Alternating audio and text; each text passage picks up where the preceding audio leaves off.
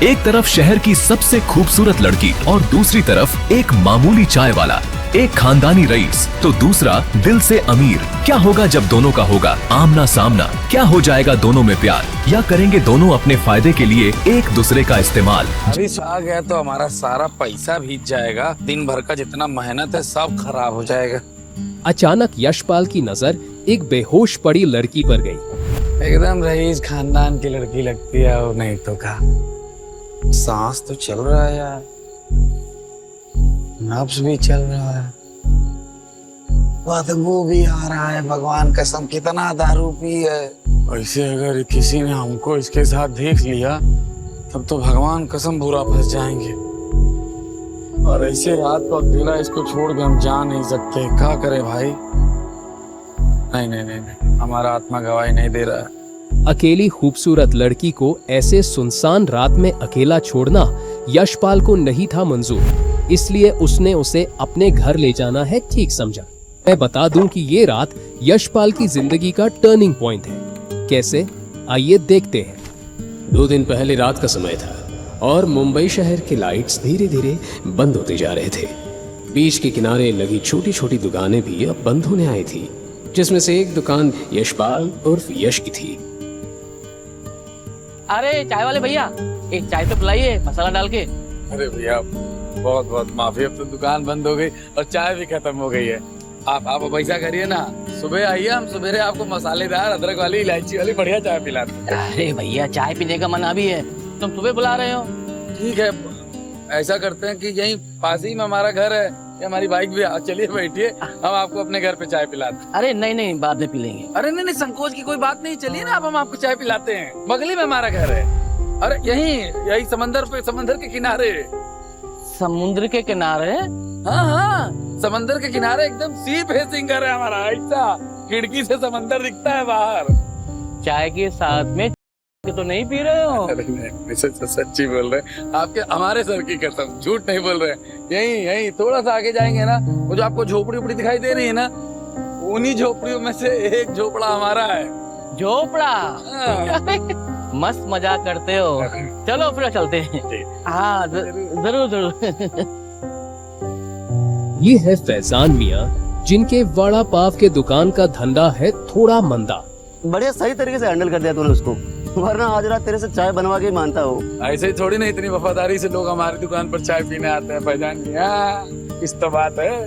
सही है भाई यार। अच्छा यशपाल, अपने को भी कोई टिप देना यार, आजकल चला धंधा ही ठीक से नहीं चल रहा है। देख भाई, धंधा बढ़िया से चलाने के लिए ना नए जमाने के टेस्ट को समझना पड़ता है, वैरायटी को समझना पड़ता है। धंधा अपने आप ऑटोमेटिक चलने लगता है, समझा? यार यशपाल, तू ना कसम से डायलॉग बड़े मस्त मारता है। इसको डायलॉग मारना नहीं भैया, धंधा चलाना बोलते हैं, समझे? तू इधर काहे को ये चाय भी बेच रहा है, उधर जाना, वो क्या बोलते उसको, फिल्म लाइन में इतना अच्छे से बात करता है, और तू ना लगता भी छावा है, तू हाँ हैंडसम दिखता है एकदम। बॉलीवुड में हमारे चाचा बैठे हुए हैं जो हमारे पर पैसा लगाएंगे और हमको हीरो बनाएंगे। अब घर जा, भाभी इंतजार कर रही है, जा कल मिलते हैं। अरे हाँ तो बता मेरे को। हाँ थोड़ा सा। जिंदगी में ज्यादा ख्वाहिशें नहीं होने से यशपाल अपनी मामूली कमाई के बावजूद भी खुश रहता था। उसकी बस यही कोशिश रहती कि दुनिया के सामने वो एक अच्छा और सच्चा इंसान बनकर रहे। बारिश वारिश आ गया तो हमारा सारा पैसा भीग जाएगा, दिन भर का जितना मेहनत है सब खराब हो जाएगा। अचानक यशपाल की नजर एक बेहोश पड़ी लड़की पर गई। ये कौन है? एकदम सफेद रंग का कपड़ा पहन करके लेटी हुई है यहाँ। कोई भूत पिचास तो नहीं है ना भगवान? एक्सक्यूज मी, लड़की उठ काहे नहीं रही है भाई? इतना सुंदर लड़की, इतना महंगा कपड़ा पहनी है, एकदम रईस खानदान की लड़की लगती है और नहीं तो का। सांस तो चल रहा है यार, नब्ज भी चल रहा है, बदबू भी आ रहा है। भगवान कसम कितना दारू पी है। ऐसे अगर किसी ने हमको इसके साथ देख लिया तब तो भगवान कसम बुरा फंस जाएंगे। और ऐसे रात को अकेला इसको छोड़ के हम जा नहीं सकते। क्या करें भाई? नहीं नहीं नहीं, नहीं। हमारा आत्मा गवाही नहीं दे रहा है। अकेली खूबसूरत लड़की को ऐसे सुनसान रात में अकेला छोड़ना यशपाल को नहीं था मंजूर, इसलिए उसने उसे अपने घर ले जाना है ठीक समझा।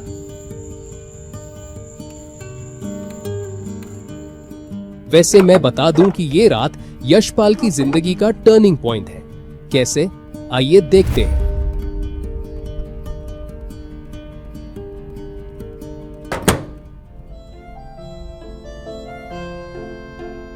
क्या करें?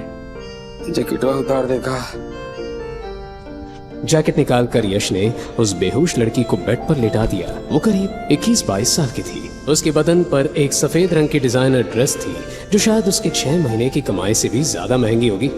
उस लड़की की लगाए हुए महंगे परफ्यूम से मानो पूरा कमरा अलग ही महक रहा था। इतनी बड़ी खानदानों की लड़कियों को आखिर क्या मजा आता है? दारू पी के कहीं भी पड़ जाते हैं, बेहोश होकर के अपना हुलिया बदल लेते हैं। उसे डर था कि अगर वो उस लड़की को घर नहीं लाता तो वो इस तरह अकेले किसी सुनसान जगह पर पड़े रहने से किसी दूसरे इंसान की बन सकती थी। अरे यार, हमारा भी कपड़ा गीला आ गया, हम भी बदल लेते हैं।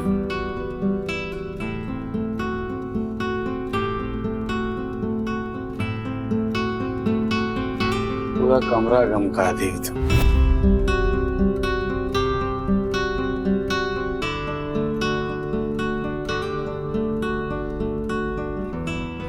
इसको घर कैसे वापस भेजेंगे?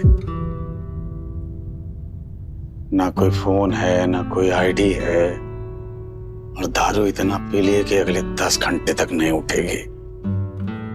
इसका कपड़ा भी भीगा हुआ है, नहीं बदला तो बीमार हो जाएगी। प्रभु, कौन धर्म संकट में डाल दिए।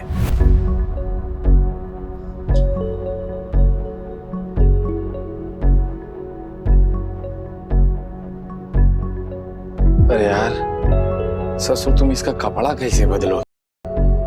लेकिन बदलना तो पड़ेगा, नहीं बदला तो सवेरे तक तो जान निकल जाएगी इसकी। अस्पताल लेके जाना पड़ेगा। इज्जत भी तो तभी रहेगी जब जीवन रहेगा। यश को डर था कि कोई उसे उस लड़की के कपड़े बदलते हुए ना देख ले, क्योंकि अगर किसी ने देख लिया तो यश इतना बदनाम होता कि उसे अपनी चाय की टपरी बंद करके गांव भी जाना पड़ सकता था।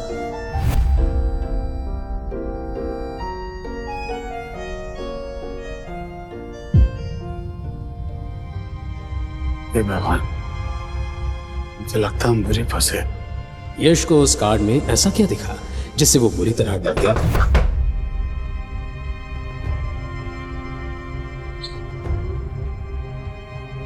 रात के 2:30 बजे कौन आ गया भाई?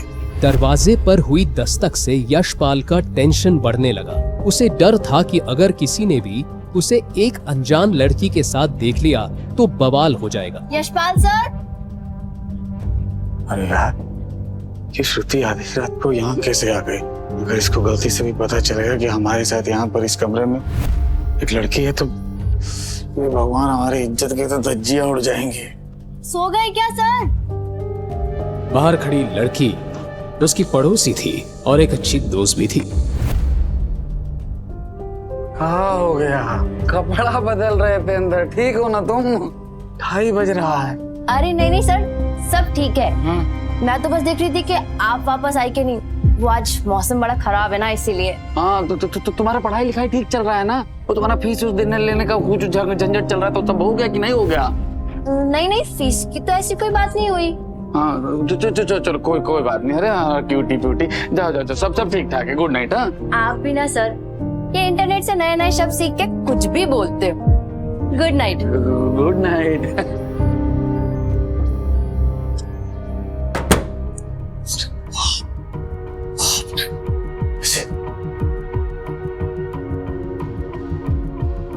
गजब बवाल बन के आई हो हमारी जिंदगी में।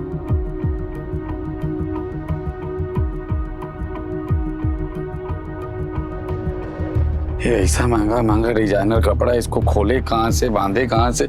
ससुर, कुछ समझ में नहीं आ रहा है हमको। प्रभु, कुछ तो दिशा निर्देश दो। हे मैडम, हेलो।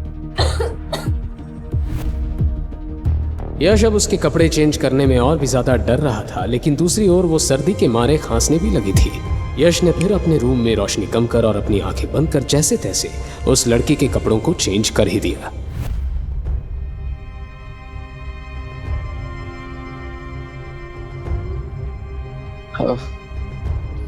अरे राम, ये लड़की जब सवेरे उठेगी और उठकर देखेगी अपने बगल में किसी अनजान आदमी को, अरे बाप रे, फिर तो बवाले कर देगी, कर एक्शन देगी तभी। परमात्मा सब जानते हैं, हम सब साफ मन से किए हैं, इसीलिए वो भी हमारे ऊपर कोई विपदा नहीं आने देंगे। हमको विश्वास है, हो सकता है इस नेक काम के लिए मैडम हमको इनाम दे दे, इनाम में इनाम स्वरूप हमसे विवाह कर ले, हमसे इम्प्रेस हो जाए, हैं? ऐसा भी तो हो सकता है। एक नजर देखकर ही यश को पता चल गया था कि वो कार्ड कोई मामूली कार्ड नहीं है। उसने इंटरनेट पर पढ़ा था कि इस तरह के कार्ड सिर्फ उन्हीं लोगों को मिलते हैं जो अपने बैंक में 100 करोड़ से ज्यादा बैलेंस मेंटेन कर पाते हैं। कियारा अग्रवाल। उस कार्ड पर नाम पढ़ते ही यशपाल को एहसास हुआ कि वो लड़की कौन थी। मुंबई की टॉप कंपनीज में से एक था अग्रवाल ग्रुप, और ये लड़की उसी ग्रुप की फैमिली से आती थी। हे भगवान, क्या होगा हमरा? इस मैडम के सामने तो हम कीड़ा मकोड़ा भी नहीं है भाई, और सपना देख रहे हैं ब्याह करने का। यशपाल बार बार करवट बदल रहा था, लेकिन उसे नींद नहीं आ रही थी। वो इस बात से अनजान था कि वो कहीं ना कहीं कियारा की ओर आकर्षित होने लगा है।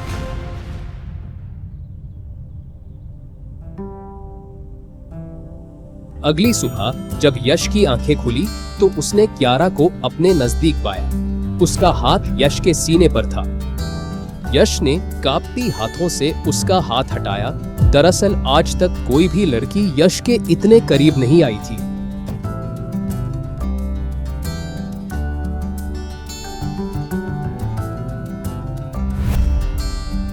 वाह, जन्नत जैसा माहौल हो गया है।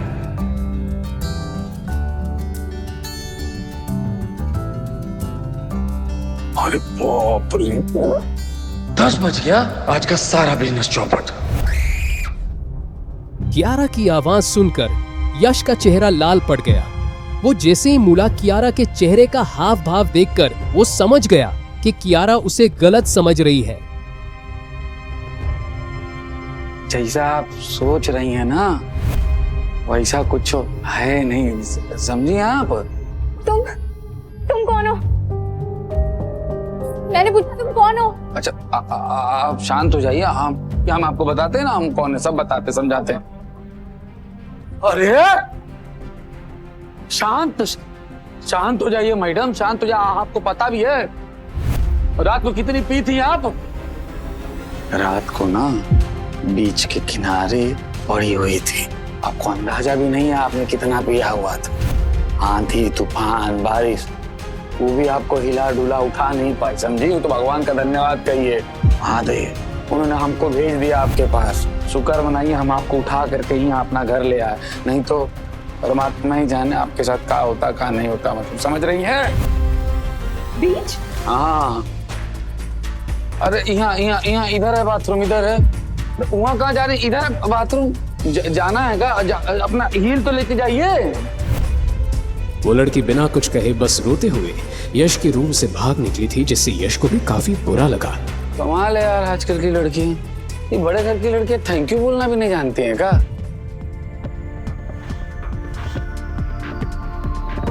थैंक यू छोड़ो बे,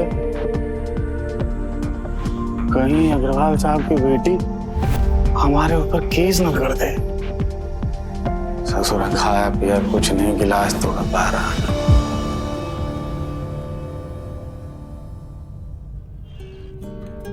अब शाम होने को आई थी और यशपाल की दुकान पर भी भीड़ होने लगी थी। यश के हाथ फिलहाल लोगों को चाय के कप देने में लगे थे, लेकिन उसका दिमाग अभी तक पिछली रात और आज सुबह के हादसे को भुला नहीं पा रहा था। अरे नहीं यशपाल सर, देखिए ना, 500 का नोट है, छुट्टा भी नहीं और ये ऑनलाइन भी काम नहीं कर रहा है। यश ने कुछ भी जवाब नहीं दिया। यश का सिर्फ हाथ चाय के पतीले में घूमता जा रहा था, लेकिन दिमाग कहीं और था। यशपाल सर,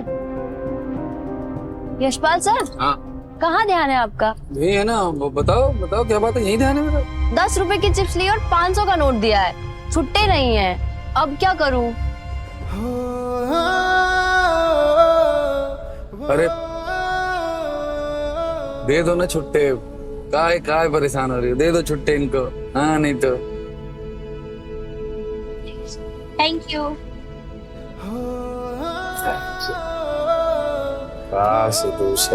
मैडम भी बोल के चली जाती। यशपाल सर, आपको क्या हुआ है आजकल? बड़े खोए खोए से लगते हो। नहीं सब ठीक है, कहाँ कुछ खोया पाया, कहाँ यही है हम। और हम तुमसे कुछ कह रहे थे, अगले महीने तुम्हारा एग्जाम आने वाला है ना। अरे तो तुम पढ़ाई लिखाई पर ध्यान दो ना, तुमको यहाँ आने की क्या जरूरत है। ऐसा है तुम जाओ और कल से मत आना, जब तक एग्जाम होता है तब तक नहीं आओगी। अरे नहीं सर, मैं मैनेज कर लूंगी, नो प्रॉब्लम। अरे हम कह दी ना तुमको, जाओ अपना फ्यूचर पर ध्यान दो, पढ़ाई लिखाई करो, हम यहाँ सब संभाल लेंगे। यशपाल को एहसास होने लगा कि श्रुति के एग्जाम्स सर पर थे और उसे अब अपने करियर और फ्यूचर पर ध्यान लगाना चाहिए था। इसी वक्त और भी कस्टमर्स आ गए और वो दोनों अपने अपने काम में बिजी हो गए। कुछ 5-6 हट्टे कट्टे आदमी एक साथ उस चौपाटी के अंदर आ गए। ये सभी इस एरिया के गुंडे थे और फिलहाल चौपाटी की दुकान वालों से हफ्ता वसूल कर रहे थे। क्या रे भाईजान, हफ्ता देना भूल गया तू? हाँ, मार खाना मांगता है तेरे को? तो फिर से आ गए तमाशा करने। नहीं है? संगम बाबू, मैं झूठ काहे को बोलेगा, पर अपनी जेब अभी भी खाली है। मैं देता है ना आपको, अगले टाइम पूरा पैसा देता है नक्की। क्या रे साला पप्पू समझा है क्या तू मेरे को? मेरे को मेरा पैसा अभी मांगता है, अभी के अभी, नहीं तो तेरी ये लारी है ना, अब उसको तोड़ डालेगा, समझा क्या? नहीं मैं करता है कुछ। नहीं तोड़ तोड़। संगम भाई पैसा ऐसा मत करो, पैसा सबसे बोल रहा है तू करेगा तब करेगा। मत करो संगम भाई। ससुर बहुत चर्बी चढ़ा है ना। संगम भाई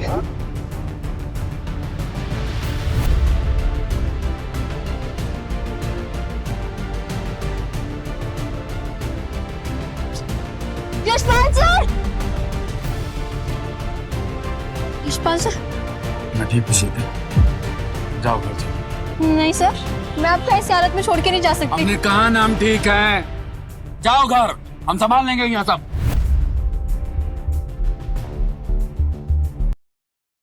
औकात भूल क्या कह रहे तू अपनी? लगता है तेरा दुकान तोड़ना पड़ेगा।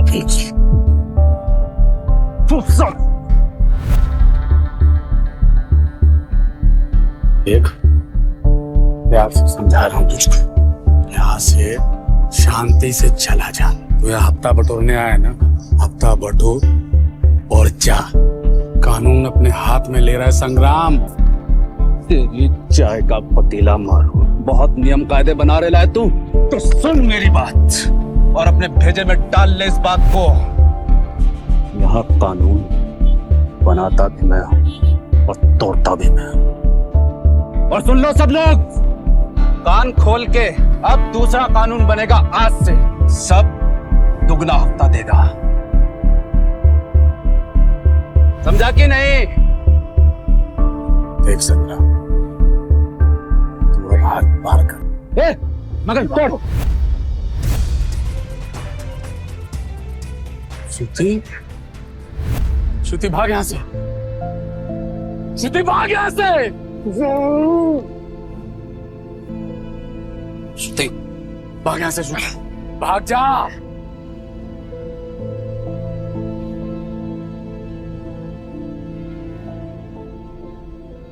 संग्राम, मैं कह रहा हूं छोड़ दे उसको,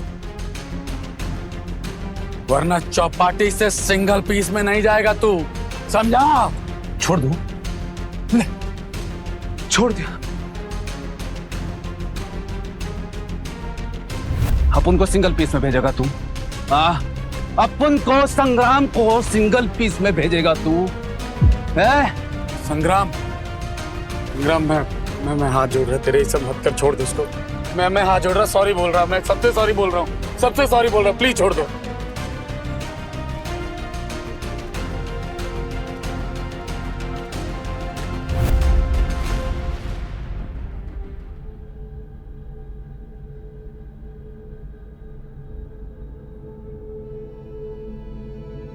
अरे मामू लोग आ गए। ए थामा, कोई अपनी जगह से नहीं लेगा। सब मैं ही आपको फोन किया था। सब ये संग्राम है, अपने एरिया का गुंडा। हमसे हफ्ता मांगने आया था। सब हम पैसा नहीं है तो ये पैसा हाल कर दिया साहब। हाँ सर, ये गंदा आदमी मुझे हरास भी कर रहा था। हम लोगों का मैटर तो इंटरफेयर मत कर। चल। साले, पुलिस को धमकी देगा तू? ए इंस्पेक्टर, तू जानता है ना तू मैं किसका आदमी हूँ। सस्पेंड होना है तेरे को। ए, मैं जानता हूँ तू 2 कौड़ी के नेता का 2 कौड़ी का पिल्ला है, लेकिन अभी इलेक्शन सर पर है बेटा। अब तो तेरा बाप भी नहीं आएगा तुझे बचाने। ए, लेकर जा इसको। गलती कर रहा है तू, बहुत बड़ी गलती कर रहा है। देखता हूँ तेरे को मैं। कंप्लेंट किसने दी थी? साहब मैं ही आपको फोन किया। तो तुम लोगों को भी पुलिस स्टेशन आना पड़ेगा एफआईआर लिखने के लिए। और इसको किसने मारा? ये सर उस संग्राम का आदमी है। मुझे मारने आ रहा था और यशपाल सर ने इसे मार के मुझे बचाया है। अच्छा, क्या रे, बहुत मारामारी का शौक है तुझे? इसको भी डालो गाड़ी में। नहीं सर, इन्होंने तो बस मेरी जान बचाने के लिए सब किया। इन्हें अरेस्ट मत कीजिए सर। श्रुति, तुम परेशान नहीं हो। हमने कुछ नहीं किया तो हमारे साथ कुछ होगा भी नहीं।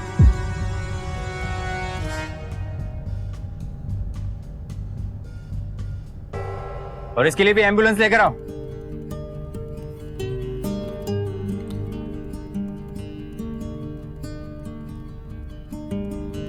ठीक है, क्या करना मैं देखता हूँ। गुड इवनिंग इंस्पेक्टर, मैं मिस्टर संग्राम का लॉयर हूँ और उनकी बेल करवाने आया हूँ। तो सीधा सीधा बोलो ना कि तुम मिनिस्टर के यहाँ से हो। अब जैसा आप सोचो। खैर, ये रहे सारे डॉक्यूमेंट्स, आप एक बार चेक कर लीजिए और मेरे क्लाइंट्स को रिहा कर दीजिए। क्या ही बोलूं मैं, सिस्टम ही खराब है साला।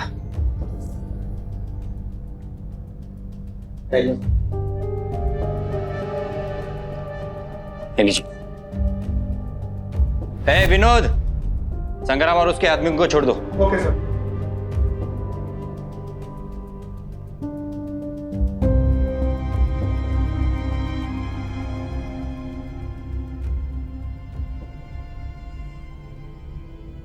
इंस्पेक्टर साहब, ये सब क्या है? मैडम, ये सिस्टम है, क्या कर सकते हैं। खैर, काफी समय हो गया, आप लोग भी घर चली जाइए। इंस्पेक्टर साहब, लेकिन आप यशपाल सर को तो छोड़ दीजिए, वो तो बस मेरी मदद कर रहे थे। देखिए मैडम, जिस गुंडे को इसने मारा था ना, वो अभी भी हॉस्पिटल में पड़ा हुआ है। अगर इसके खिलाफ कोई कंप्लेंट नहीं हुई तो हम इसे रिहा भी कर देंगे, समझ लो। तुम्हें टेंशन ना घेऊ, घरी जाओ। उनको इन सब चीजों में पढ़ने का जरूरत नहीं है श्रुति। जाओ जाकर के पढ़ाई लिखाई पे ध्यान। और ये लो चाबी, गले का चाबी है, पैसे का जरूरत पड़ेगा तो ले लेना। और जाओ अब यहाँ से। यशपाल, तू टेंशन मत ले। हाँ, मैं कुछ करता है जुगाड़ तेरे को छुड़वाने। अब तो जो करना है फैजान भाई, वो भगवान ही जी करेंगे। हमारी आंख के सामने से बेल करा के उनको लेकर के चले गए सारे लड़कों को। अभी देखना, कुछ ही देर में इंस्पेक्टर साहब के टेबल के ऊपर 6-7 को मिठाई का डब्बा आएगा। मजा आएगा। और हमारा क्या है हमको तो जेल में बासी रोटी खाने का भी आदत लग ही जाएगा। अरे यशपाल, तू मेरे को फालतू बात कर रहा है। मैं बोला ना, मैं कुछ करता है तेरे लिए। चलो भैया, हो गई मुलाकात।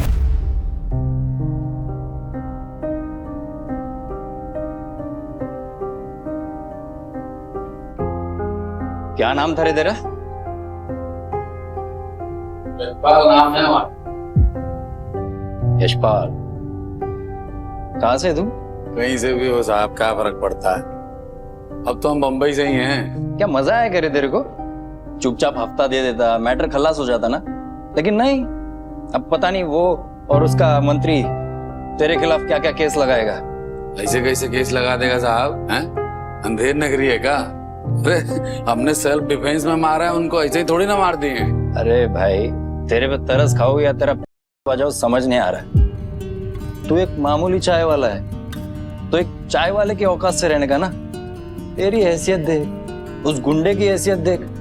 हमको तो पहले ही समझ में आ गया था इंस्पेक्टर साहब, लेकिन आपने अपने मुंह से बोल दिया तो कंफर्मेशन मिल गया। खैर, आपकी भी नौकरी का सवाल है, समझ रहे हम। क्या बोला रे तू? ज्यादा शाना बन रहा है तू। 10 साल का टिकट तो कट गया तेरे यहाँ का, समझा? इंस्पेक्टर कामले। जैन सर। सर आप इस यशपाल कहाँ है? सर आप इस टपोरी की बात कर रहे हैं? ये वही यशपाल है ना, जो चौपाटी का चाय वाला? हाँ सर वो यही है।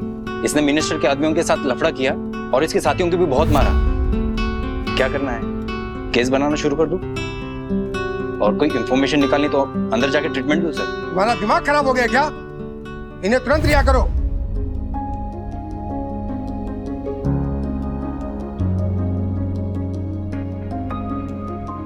मैंने कहा ना, राइट नाउ कामले, ऊपर से ऑर्डर है। इंस्पेक्टर कामले शॉक हो गया। खुद पुलिस कमिश्नर यश को बचाने क्यों आया था? ठीक है सर, मैं खोलता हूँ। विनोद, इस सेल की चाबी देना।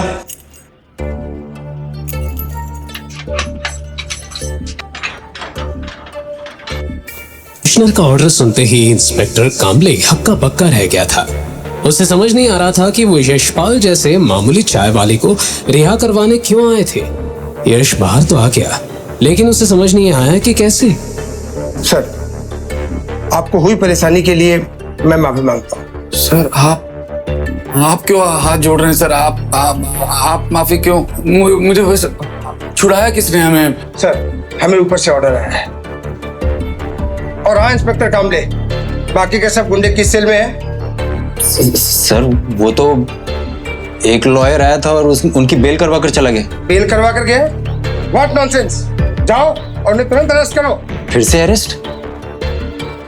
सर कुछ समझ नहीं आ रहा है।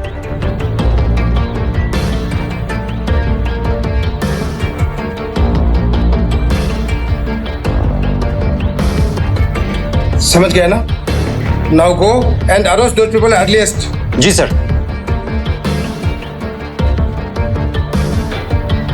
अब आप भी घर जा सकते हैं सर। अगेन जो कुछ भी हुआ उसके लिए सॉरी।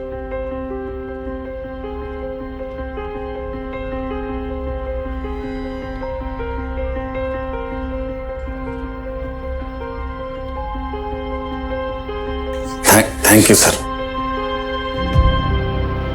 यश कंफ्यूज होकर धीरे धीरे पुलिस स्टेशन के एग्जिट की ओर चल रहा था। चलते चलते वो यही सोच रहा था कि उस जैसे मामूली चाय वाले को बचाने आखिर ऐसा कौन आ गया था कि खुद कमिश्नर को उसके पास आना पड़ा था। ये कौन सा गाड़ी? अंदर आओ जल्दी। तुम यार ज्यादा सवाल मत करो, जल्दी अंदर आओ। आ रहे। हाँ ठीक है।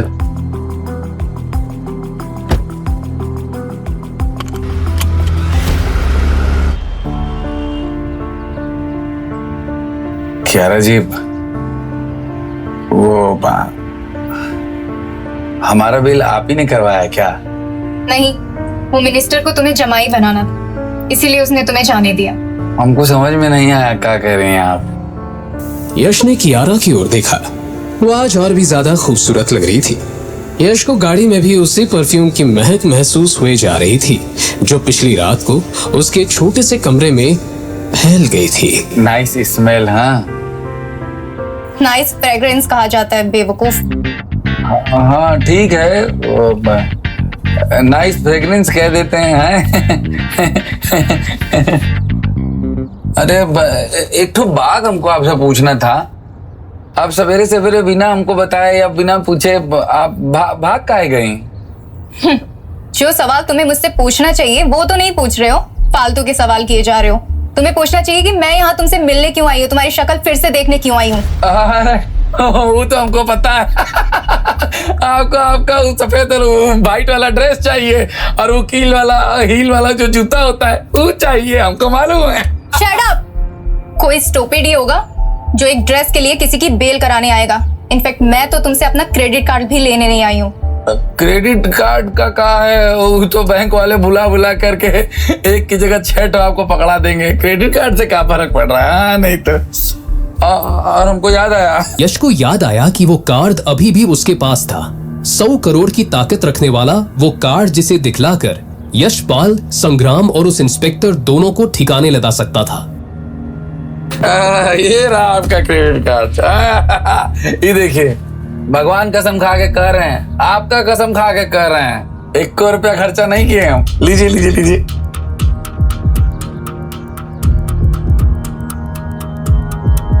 बड़े लोग बड़ी बात। कल रात मेरी हेल्प के लिए thank you so much. Kiara ने अपना मेडिकल चेकअप करवा लिया था और उसे एहसास हो गया था कि यशपाल ने वाकई उसके साथ पिछली रात को कुछ गलत काम नहीं किया था। वो सिर्फ उसकी जान बचाने के लिए ही उसे अपने घर लेकर आया था। उस लड़की के मुंह से फाइनली थैंक यू सुनकर यशपाल भी पिघल गया था। हमको भी जेल से छुड़ाने के लिए कियारा जी आपका बहुत बहुत धन्यवाद है। Thank you very much. अजीब हो तुम, जो पूछना चाहिए वो तो तुम पूछ नहीं रहे हो और फालतू की बातें और किए जा रहे हो। हम फालतू की बात पूछ रहे हैं और हमको पता भी नहीं। मतलब क्या कहना क्या चाह रही हैं आप? और आप लेके कहाँ जा रही हैं हमको? हमारा घर तो पीछे छूट गया है।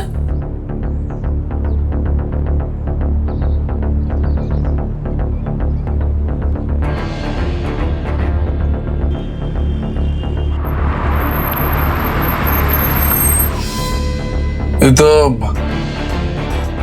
वही जगह है ना जहाँ पर आप हमको नशे वाला हालत में मिली थी, हैं? हाँ, मुझे तुमसे कुछ जरूरी बात करनी है। जरूरी बात?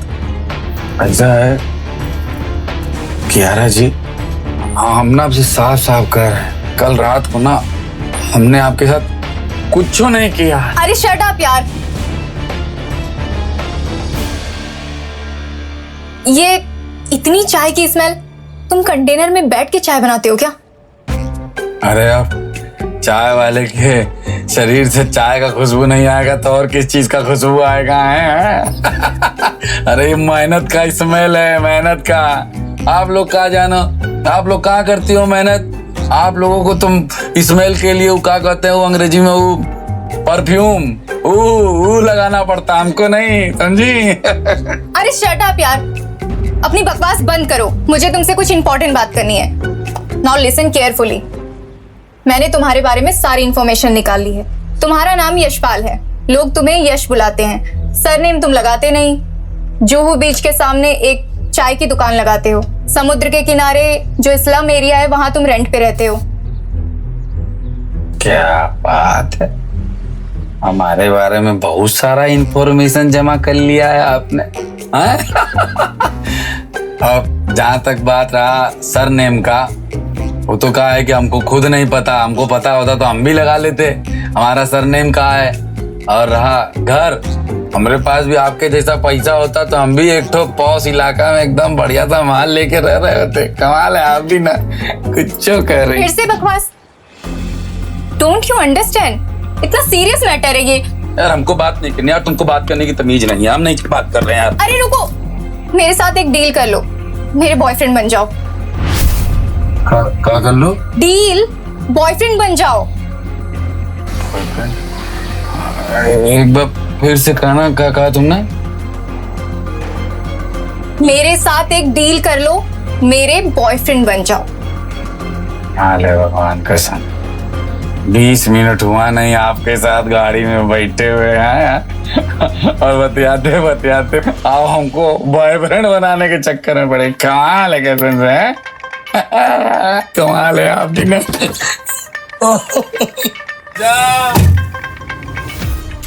का मौसम का नजारा है और समंदर का किनारा है। अरे गर्दा उड़ा दी रे, क्या आ गया रे, बहुत बढ़िया। मजाक नहीं कर रही हूँ मैं, आई एम सीरियस। सीरियस? अरे मैडम, अभी भी आपको ऐसा लग रहा है का कि हम आपके साथ कुछ किए हैं? ऐसा है, हम आपका गाड़ी का कसम खा करके कह रहे हैं, हम अगर कुछ किए हैं ना तो आपको बचाए हैं, समझी? और अगर हम झूठ बोल रहे हैं ना, आपका गाड़ी ब्लास्ट हो जाए। अरे जस्ट चिल, मुझे पता है कल रात को कुछ नहीं हुआ है। मतलब अगर आपको पता है कि रात को कुछ नहीं हुआ तो फिर आप हमसे डील क्या करना चाहती हैं? अरे साला, हमको बुझाया ही नहीं। तो ऐसा तो नहीं है कि हम आपको मदद किए तो आप उससे खुश होकर, हमसे इम्प्रेस होकर हमारी गर्लफ्रेंड अल्लाह हमें अपना बॉयफ्रेंड बनाना चाह रही है क्या? यहाँ मैं तुम्हारे ऊपर कोई एहसान करने नहीं आई हूँ। बॉयफ्रेंड बनने का इसलिए बोल रही हूँ क्योंकि ये एक डील है। क्या डील डील डील डील करे जा रही है तुम्हारा? बिजनेस डील की बात कर रही हो क्या? अरे साला, अरे वो तो भुला गए थे। अरे चाय की दुकान तो बहुत फेमस है, दूर दूर से लोग आकर हमको कहते हैं, लो 500 रुपए कोलैबोरेट कर लो, चाय से ले लो कोलैबोरेट कर लो, और नहीं करते हैं। पर हम तो तुमको प्रपोज भी नहीं किए, फिर तुम हमारी चाय की दुकान पे क्या इन्वेस्ट करना चाहती हो? यशपाल को अपने बिजनेसमैन होने के टैलेंट पर गर्व होने लगा। उसे लगा कि शायद उसकी चाय कुछ ज्यादा ही फेमस हो चुकी थी। हालांकि यशपाल की एक और बकवास सुनकर कियारा का चेहरा लटक गया। उसे समझ नहीं आ रहा था कि वो अब इस लड़के को कैसे समझाए कि उसे एग्जैक्टली क्या करना था। अरे बताओगी मैडम, बात क्या है? साफ साफ बोलोगी कुछ हो? तुम मुझसे डील करोगे, मेरे बॉयफ्रेंड बनोगे, लेकिन सिर्फ एक्टिंग में। दुनिया के सामने तुम मेरे पार्टनर हो, लेकिन मेरे लिए नहीं, समझे? मतलब हमको तुम्हारा बॉयफ्रेंड बनने का एक्टिंग करना है? अच्छा।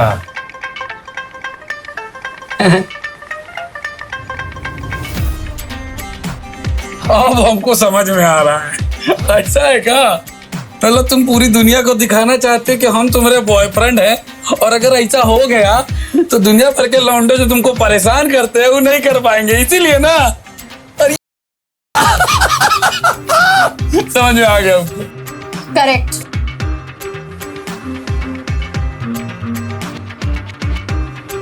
करेक्ट तो ठीक है, लेकिन इसमें हमारा क्या फायदा? मैंने कहा ना, ये एक डील है, तो इसके तुम्हें पैसे भी मिलेंगे। कितना मिलेगा?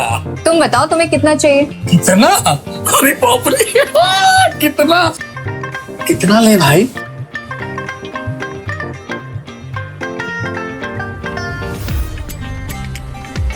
हमको ना अभी भी एक ठो डाउट है। वैसे हम जानते हैं कि हम स्मार्ट, टैलेंटेड और यूनिक टाइप के लौंडे हैं। हमारा चाय का दुकान वर्ल्ड फेमस है, दुनिया इन्वेस्ट करना चाहती है, लेकिन फिर भी यार तुमको ये बॉयफ्रेंड बनाने के लिए दुनिया भर के स्ट्रगलर एक्टर मिल जाते हैं, मॉडल मिल जाते हैं, उनको ले लो, हम ही क्यों भाई? अरे यार कितना सवाल करोगे तुम बस इतना बताओ तुम्हें कितने पैसे चाहिए। तुमने ना अभी तक हमारे उस बात का जवाब नहीं दिया कि हम ही क्यों।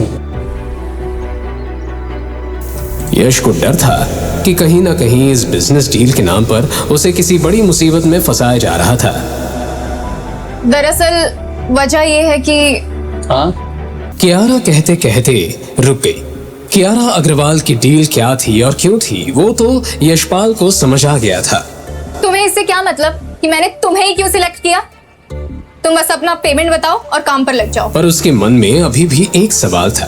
कियारा ने जिस टोन में ये बात कही, उससे यश को महसूस हो गया था कि वो उसको अच्छे से ट्रीट नहीं कर रही थी। ऐसा है, अपना पेमेंट रखिए अपना पॉकेट में, समझी? हमको आपके पैसे से कोई लेना देना नहीं है। रुको। अब कोई लड़की इतने प्यार से रोके तो यशपाल क्यों नहीं रुकता?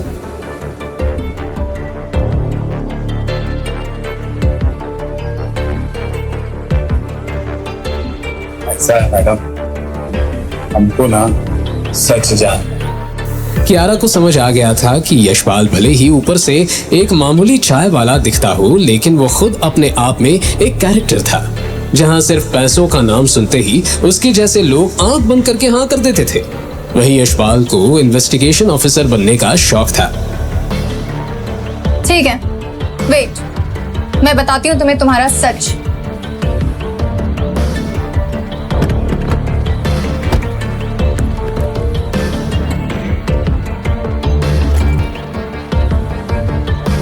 ये देखो। यश उस फोटो को गौर से देख रहा था। उसमें कियारा ढीले ढाले टी शर्ट पजामे पहने नंगे पैर ही भाग रही थी और सीढ़ी के पास बनियान पहना यशपाल उसके हील्स पकड़कर खड़ा था। इसका मतलब है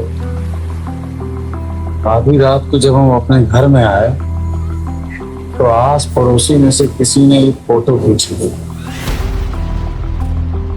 ऐसा है क्या? नहीं, तुम्हारे आस पड़ोस वालों का काम नहीं है ये, मेरे जान पहचान वालों ने किया है ये। यश को डाउट हुआ कि शायद कियारा के दोस्त रात भर उन पर नजर लगाए बैठे थे। तुम्हारे जानने पहचानने वालों को ऐसा कौन सा खुजली काट रहा था जो ये फोटो खींच लिया? कियारा ऑलरेडी यश के सवाल से काफी इरिटेट हो चुकी थी, लेकिन वो सारी बातें जाने बिना चुप भी नहीं बैठने वाला था। देखो, सीन ऐसा है कि अक्सर लड़कों से पीछा छुड़ाने के चक्कर में मैं उन्हें बोल देती हूँ I have a boyfriend. Of course ये झूठ है, और जैसा कि तुमने कहा कुछ लोगों को खुजली हो रही थी तो मेरा पीछा करते करते तुम्हारे झोपड़ी तक पहुंच गए। I mean, तुम्हारे घर तक पहुंच गए, और फिर उन्होंने मुझे तुम्हारे साथ देख लिया। उनको ये गलतफहमी हो गई कि हम दोनों बॉयफ्रेंड गर्लफ्रेंड हैं। हम लोग का फोटो वायरल तो नहीं हुआ? नहीं, और होना भी नहीं चाहिए, वरना मेरी पूरी लाइफ खराब हो जाएगी। कियारा अपनी फिक्र कर रही थी और यशपाल अपनी। उसे लग रहा था कि अगर ये फोटो इंटरनेट पर फैल गई तो उसकी इज्जत और ईमानदारी की इमेज भी खत्म हो जाएगी, जिससे उसके धंधे पर भी काफी बुरा असर पड़ता, क्योंकि लोग यशपाल के अच्छे नेचर की वजह से ही उसकी दुकान पर चाय पीने आया करते थे। मैडम, मैडम, करना क्या है? मैं तुम्हें ऑलरेडी बता चुकी हूँ।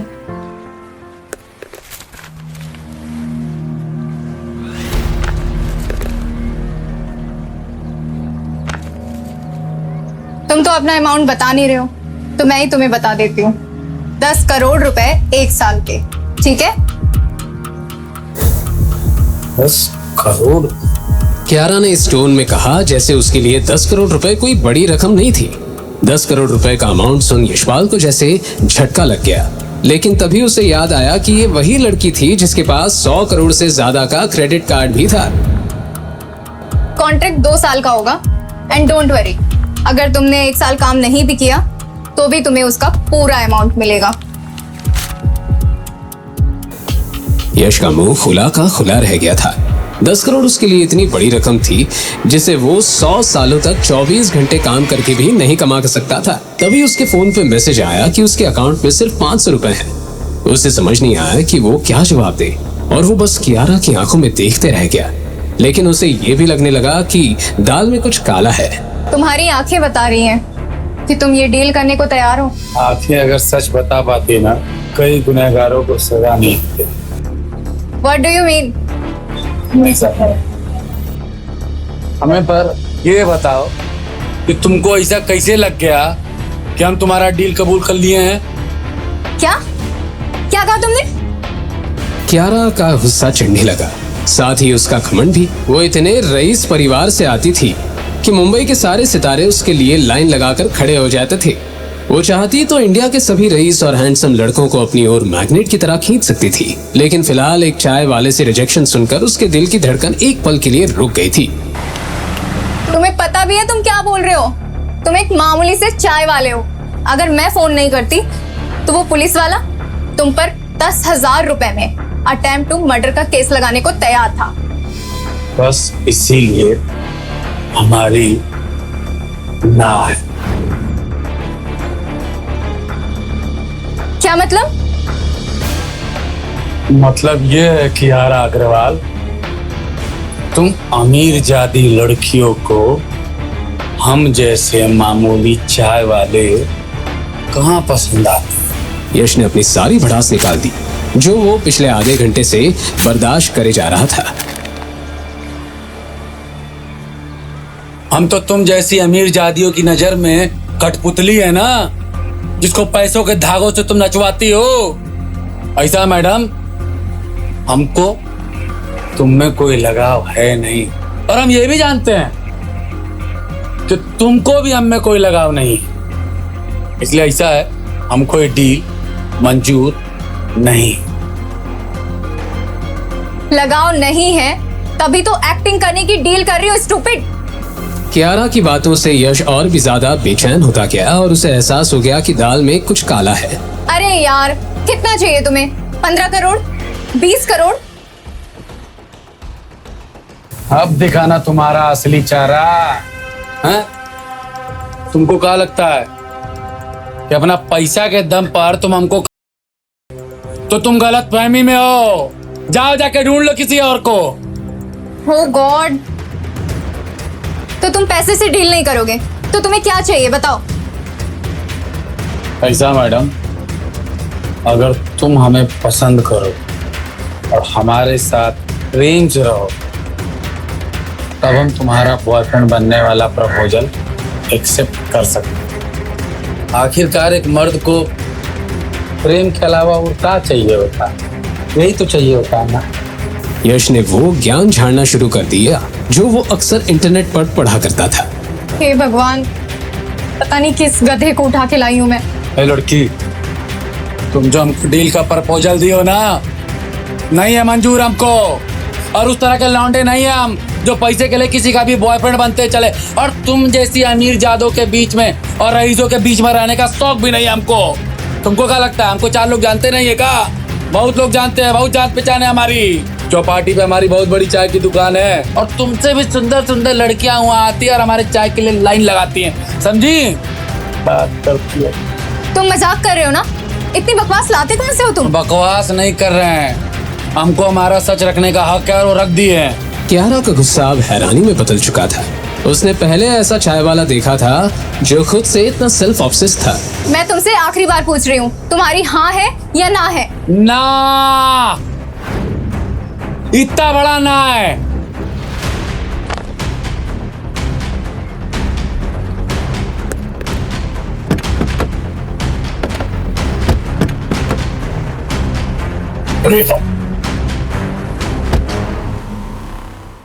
चलिए। ओके फाइनल, जाओ तुम यहाँ से। ऐसे कैसे चले जाएं? हमारा घर पीछे छूट गया, आप हमको यहाँ तक लेकर के आ गए। ऐसे कैसे चले जाए? हमको पैदल जाना पड़ेगा। कमाल की बात करते, हम कहीं नहीं जाएंगे। ऐसा है, हम कहीं नहीं जा रहे हैं। अरे कहीं ना रहे, हम नहीं जाएंगे कहीं पर भी। ठीक है, तुम यहीं रहो, मैं जाती हूँ। यश चौंक गया था। उसे लगा नहीं था कि कियारा एक ही बार में उसे जाने के लिए कह देगी। यशपाल कियारा को जाते हुए देखने लगा। यशपाल ने देखा कि कियारा शायद समंदर में कूदने वाली थी। वो तुरंत उसे बचाने दौड़ पड़ा। सुनो, अरे तुम्हारा दिमाग खराब हो गया है क्या? अपना सफाई करता है। दिमाग खराब तुम कर रहे हो। इतने से रिक्वेस्ट की थी, वो भी तुमसे मानी नहीं गई। अरे सुनते तुम्हारा रिक्वेस्ट सुनते, तुम इधर आओ, इधर आओ। अरे मुझे तुमसे कोई बात नहीं करनी। तुम हाँ कहो या फिर मुझे जाने दो। पगला गई हो का? मैंने कहा ना, मुझे तुमसे कोई बात नहीं करनी। पागलपंती नहीं करो, गिर जाओगी, मर जाओगी। मैं 10 तक काउंट करूंगी और फिर जाऊंगी। 10, 9। यश की बात खत्म भी नहीं हुई और कियारा ने बीच में ही उसे टोक दिया। यशपाल के लिए अब एक तरफ कुआं और एक तरफ खाई वाली सिचुएशन थी। अब या तो वो खुद की जिंदगी उस डील के लिए दांव पर लगाता या फिर कियारा को मरने देता।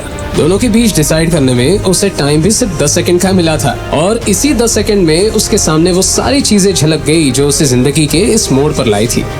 कियारा की गिनती खत्म होने वाली थी। अच्छा ठीक है, यश ने गिनती के आगे हार मान ली। हमरी हाँ है, अभी ऊपर आजा।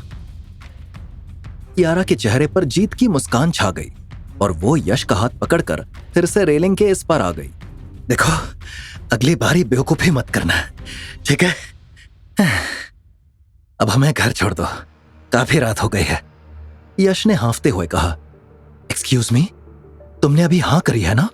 कियारा की शक्ल फिर से कंफ्यूज्ड हो गई। हाँ मतलब हम घर जाकर सोचेंगे, यश ने समंदर की ओर देखकर कहा। तुम? कियारा फिर से रेलिंग पर चढ़ने लगी थी। अरे रुको यार, किस तरह की जिद है ये? यश उसे पकड़ने फिर से दौड़ा। तुमने मजाक समझ रखा है क्या मुझे? अभी हाँ करी और अब बोल रहे हो कि घर जाकर सोचोगे?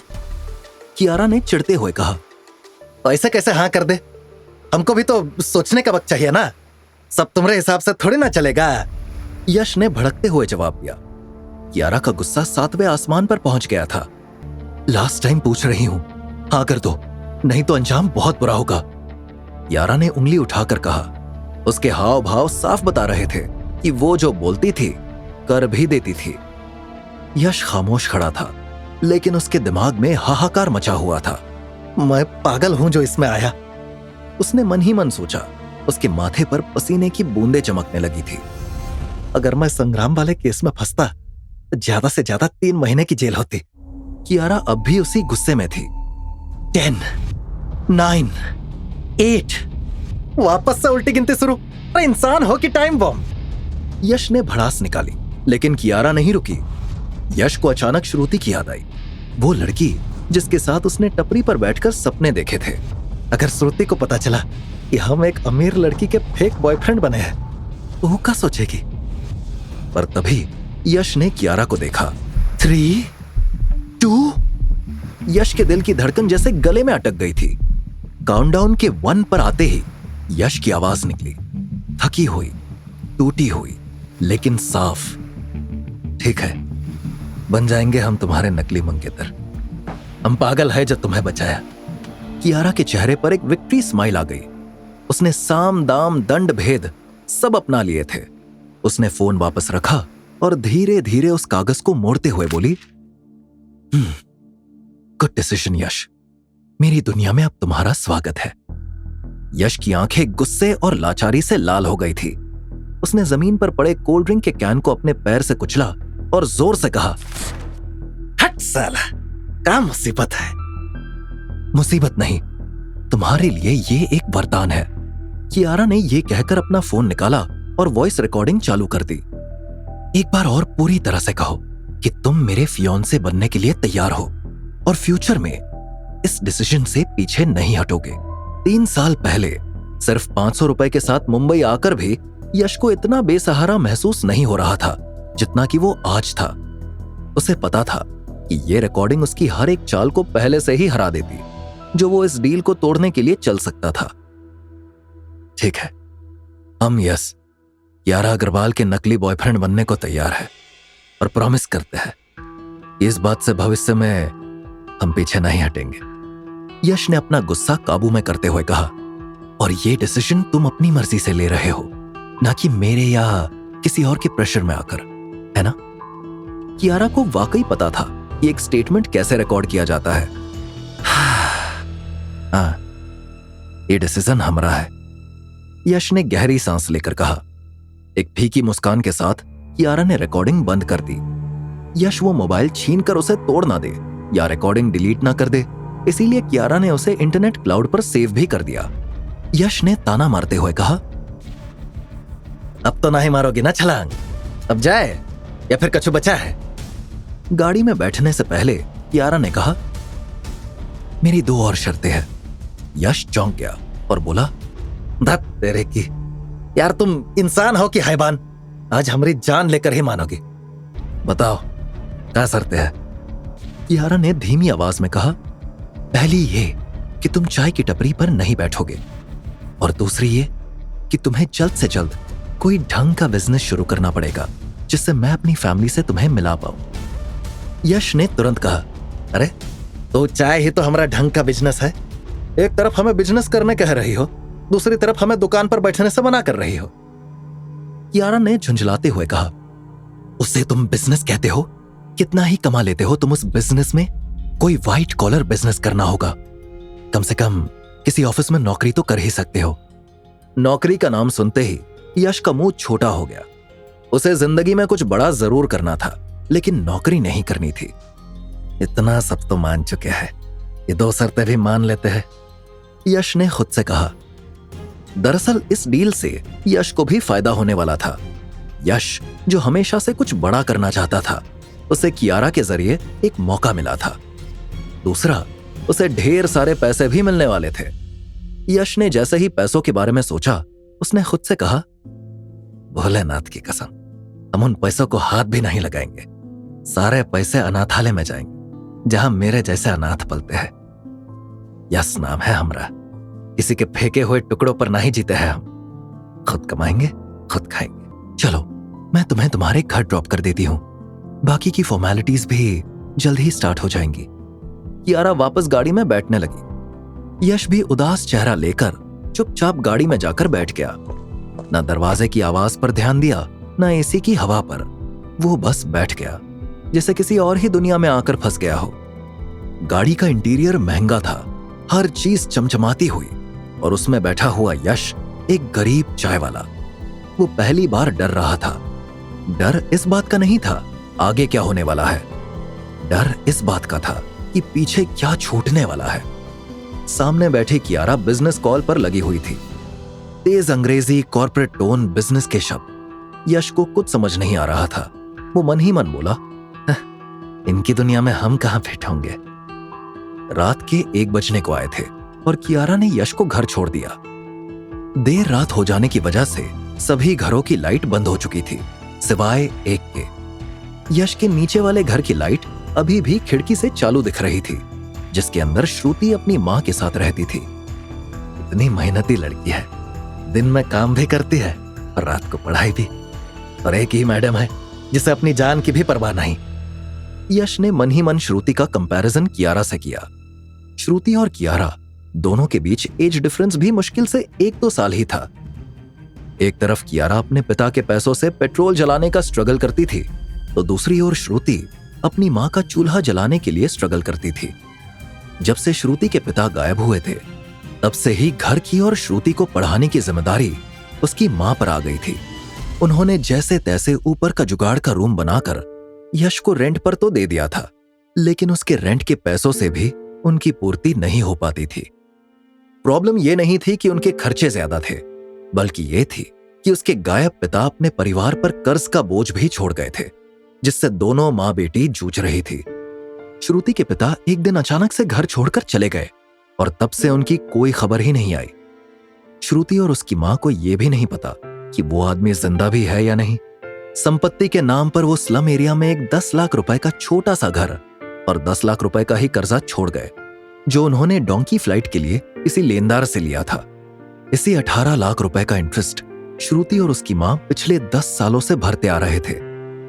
उसकी मां ने काफी मेहनत करी, घर के कई सामान बेच डाले, लेकिन उसके बाद भी वो 10 लाख रुपए की मूल रकम 1 रुपए से भी कम नहीं हो पाई। यश जैसे ही अंदर घुसा कि कामिनी बाहर आ गई और बोली, यश तू वापस आ गया है रे। तेरे को पुलिस वाले ने जाने दिया तो ठीक है ना रे। श्रुति की मां ने यश के सिर पर हाथ फेर कर कहा, जी कामिनी आंटी, हमारी बेल हो गई। यश ने उन्हें कंफर्ट करते हुए कहा, मेरे को पता था कि भगवान तेरे साथ बुरा नहीं होने देगा, लेकिन बेटा इसने करवाई तेरी बेल, वो भी इतनी जल्दी। कामिनी ने हैरानी से पूछा, छोड़िए ना आंटी, भगवान के आशीर्वाद से हम अब वापस आ गए हैं, और क्या चाहिए। खैर श्रुति कहाँ है? यश ने घर में इधर उधर देखते हुए पूछा। श्रुति तो रो रो कर पागल हो गई थी रे, मैंने उसे दवाई देकर जैसे तैसे सुला दिया। कामिनी ने कहा। यश देख पा रहा था कि कोई बात कामिनी को खाए जा रही है। इतने में कामिनी के फोन पर किसी अननोन नंबर से कॉल आया, लेकिन कामिनी ने उठाया नहीं। फिर से एक एक करके कॉल आने शुरू हुए। यश ने पूछा, क्या हुआ आंटी, कौन फोन किया जा रहा है आपको बार बार? लोन वाले गुंडे हैं, वो लेनदार का इंटरेस्ट क्या नहीं दिया, रोज फोन करके धमकी देता है, बोलता है कि पैसा नहीं दिया तो तेरी बेटी को उठा लेगा मैं। आज तो उसने घर आने की भी धमकी दी। श्रुति भी अब जवान हो गई है, मैंने सोच लिया है रे, श्रुति के साथ इससे पहले कुछ हो जाए मैं उसको लेकर अपने गांव चली जाऊंगी और वहां कोई ठीक ठाक लड़का देखकर उसकी शादी करवाऊंगी। कामिनी के उदास चेहरे के साथ यश का चेहरा भी लटक गया। यश ने मन ही मन कहा, नहीं नहीं, श्रुति को हम दूर नहीं जाने देंगे। वो लड़की काफी टैलेंटेड है और मेहनती है, हम उसकी जिंदगी ऐसे तबाह नहीं होने देंगे। वो अभी कामिनी से बात कर ही रहा था कि तभी अचानक से 2-3 गाड़ियां आकर रुकी और उनमें से एक आदमी उतरकर कामिनी की तरफ बढ़ा। कामिनी उसे देखते ही घबरा गई। वो कामिनी का लेनदार रघु था। कामिनी घबराई हुई आवाज में बोली, मुझे थोड़ा सा वक्त। रघु गुस्से में भड़क उठा, कोई वक्त नहीं मिलेगा। रघु के 2 आदमियों ने बिना एक पल गवाए कदम आगे बढ़ा दिए, सीधे श्रुति के कमरे की ओर। यश ये सब देखता रहा, उसका खून खौलने लगा, लेकिन उसके कदम जैसे जड़ हो गए थे। तभी दोनों आदमी श्रुति को कमरे से घसीटते हुए बाहर लाए। श्रुति और कामिनी की हालत देखकर यश के अंदर कुछ टूट सा गया। उसने भीड़ को चीरते हुए रघु की तरफ देखा और कांपती आवाज में बोला, अब इन लोगों को कछो मत करो, हम पैसों का कैसे भी करके इंतजाम करेंगे, आप परेशान मत हो। उसके इतना कहते ही रघु ने उसे धक्का दिया और कहा, घर में नहीं खाने को, अम्मा चली भुनाने को। इतना कहने के बाद रघु ने श्रुति को पकड़कर अपनी तरफ खींचा। जैसे ही श्रुति के गले से खून की धारा निकली, कामिनी घबराहट के मारे चीख पड़ी। यश ने जैसे ही श्रुति के गले पर चाकू देखा, उसने वहीं पर रखा हुआ एक बर्तन उठाकर रघु के हाथ पर मारा। उसके हाथ से चाकू नीचे गिर गया और रघु को चोट लग गई। इससे रघु का गुस्सा और बढ़ गया। उसने यश का कॉलर पकड़ लिया और कहा, तेरी इतनी हिम्मत, तू मेरे ऊपर हाथ उठाएगा? अब मैं तुझे जिंदा नहीं छोड़ूंगा। यश ने श्रुति और कामिनी की तरफ देखा। वो दोनों बहुत घबराई हुई थी। उसने कुछ सोचा और कहा, भाई माफ कर दो, आपको पैसा ही चाहिए ना? आपको पैसा हम देंगे, आप बस हमें कल तक का वक्त दे दो, हम आपको कल पैसा लाकर दे देंगे। उसके इतना कहते ही रघु रुक गया। एक तीखी हंसी के साथ वो यश की तरफ बढ़ा और ताना मारते हुए बोला, ओए लुटी हुई दुकान के उजड़े हुए मालिक, 10 लाख लेने हैं, इतने पैसे है तेरे पास? यश कुछ कह पाता उससे पहले ही रघु ने उसका कॉलर फिर से पकड़ लिया और खुद ही उसकी जेबें टटोलने लगा। एक जेब से एक मुड़ा तुड़ा 20 रुपए का नोट निकला। 20 रुपए? रघु ने सबके सामने नोट लहराया, फिर जोर से ठहाका लगाकर बोला, इतना लेकर आए हो हमें पटाने? इतना तो हम सिग्नल के भिखारियों को टिप देते हैं। फिर उसने जेब से एक सिक्का निकाला और यश की हथेली पर पटकते हुए बोला, ये ले 1 रुपया और, अब पूरे 21 हो गए। जा बाहर कोने में बैठ जा और भीख मांग। श्रुति और कामिनी सब देख रही थी। यश के चेहरे पर अपमान का गहरा जख्म उभर आया। उसकी मुट्ठियां भींच गई, लेकिन उसने कुछ नहीं कहा। उसकी आंखों में कुछ ठान लेने वाली चुप्पी उतर आई थी। रघु कामिनी की तरफ बढ़ा। यश ने बीच में ही उसका रास्ता रोक लिया और कहा, भाई भाई, हम आपको कल पैसे दे देंगे, आप हमसे 10 का 12 लाख ले लेना, लेकिन कल तक का वक्त दे दो। ये सुनते ही रघु के कान खड़े हो गए, लेकिन कामिनी और श्रुति का घबराहट के मारे चेहरा पीला पड़ गया। कामिनी ने तुरंत कहा, अरे यश, ये क्या बोल रहे हो? यश के कुछ बोलने से पहले ही रघु बोल पड़ा, ठीक है, डन। लेकिन अगर कल मुझे पैसे ना मिले तो याद रखना, मैं तेरा ऐसा हश्र करूंगा कि चाय बनाना तो छोड़ो, तू पानी गर्म करने के लायक भी नहीं रहेगा। इतना कहने के बाद रघु वहां से चला गया। उसके जाते ही कामिनी यश के ऊपर भड़क गई और बेहद दुखी होकर बोली, ये क्या कर दिया तूने यश? मेरे से 10 लाख रुपए का ही इंतजाम नहीं हो पा रहा है, तूने उसे 12 लाख देने के लिए हाँ बोल दी? कहां से लाएंगे हम इतने पैसे? यश ने कामिनी को समझाते हुए कहा, हो जाएगा इंतजाम आंटी, हमारे पास कल तक का टाइम है ना, हम कर लेंगे, आप परेशान मत होइए। कामिनी रो पड़ी और बोली, परेशान ना हो? तुमने आवेश में आकर 2 लाख रुपए ज्यादा देने के लिए बोल दिया और अब कह रहे हो कि परेशान ना हो। मैं कहां से लेकर आऊंगी इतने पैसे यश? अरे आंटी, आप इतना घबरा काहे रही हो, सब ठीक हो जाएगा ना? यश ने कामिनी को संभालते हुए कहा। यश को पता था कि कामिनी अब खोखले वादों से मानने वाली नहीं है। सुबह के करीब 7 बज रहे थे। यश अभी अपने कमरे में सो ही रहा था कि तभी दरवाजे पर हल्की सी दस्तक हुई। आधी नींद में ही उसने दरवाजा खोला तो सामने कामिनी खड़ी थी। उसकी आंखें सूजी हुई थी, चेहरा थका हुआ और भाव बेहद टूटे हुए थे। ऐसा लग रहा था जैसे उन्होंने रात भर एक पल के लिए भी आंखें नहीं मूंदी हो। यश ने फौरन चिंता से पूछा, क्या हुआ आंटी, आप इतनी सुबह सुबह? कामिनी ने चुपचाप अपने पल्लू से कुछ बांधा हुआ निकाला और यश की हथेली पर रख दिया। जब यश ने देखा तो वो चौंक गया। वो कुछ पुराने गहने थे, 2 चूड़ियां, 1 जोड़ी झुमके और 1 मंगलसूत्र। कामिनी की आवाज भीगी हुई थी। ये ले, हमारे पास और कुछ नहीं है, तो इन्हें गिरवी रख देना या बेच देना, जो भी करना हो, बस पैसे का इंतजाम हो जाए आज के लिए। यश ने वो मंगलसूत्र देखा और उसका दिल भर आया। आंटी, आप ये काहे कर रही है? ये आपकी यादें है। आप चिंता मत कीजिए, हम पैसे का इंतजाम कर लेंगे। आपको ये सब देने की कोनो जरूरत नहीं है। कामिनी की आंखों में एक थकी हुई झलक उभरी, लेकिन वो मुस्कुराने के बजाय सिर्फ इतना बोली, तुम मत दे मुझे झूठी उम्मीदें यश। अब दिल और भरोसा दोनों टूट चुके हैं। इतना कहकर वो धीरे से मुड़ी और बिना कुछ सुने वहां से चली गई, जबकि यश वहीं दरवाजे पर खड़ा रह गया, उस मंगलसूत्र को देखते हुए जिसे एक औरत ने मजबूरी में अपने आत्मसम्मान के लिए गिरवी रखने की बात की थी। कामिनी श्रुति को साथ लेकर मंदिर चली गई थी। यश ने जल्दी जल्दी तैयार होकर रघु से मिलने का मन बना लिया, और जैसे ही दरवाजा खोला, एक काली चमचमाती कार उसके सामने आकर रुक गई। ब्रेक की आवाज हल्की थी, लेकिन यश का दिल जोर से धड़क उठा।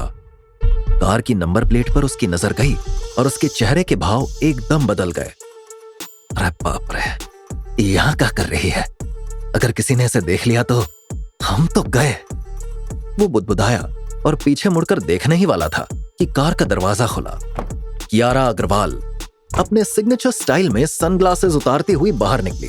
हाथ में एक भारी बैग था। उसकी चाल में वही घमंड और बिंदासपन था। तुम मुझे देखकर इतना शॉक क्यों हो? वो मुस्कुराई।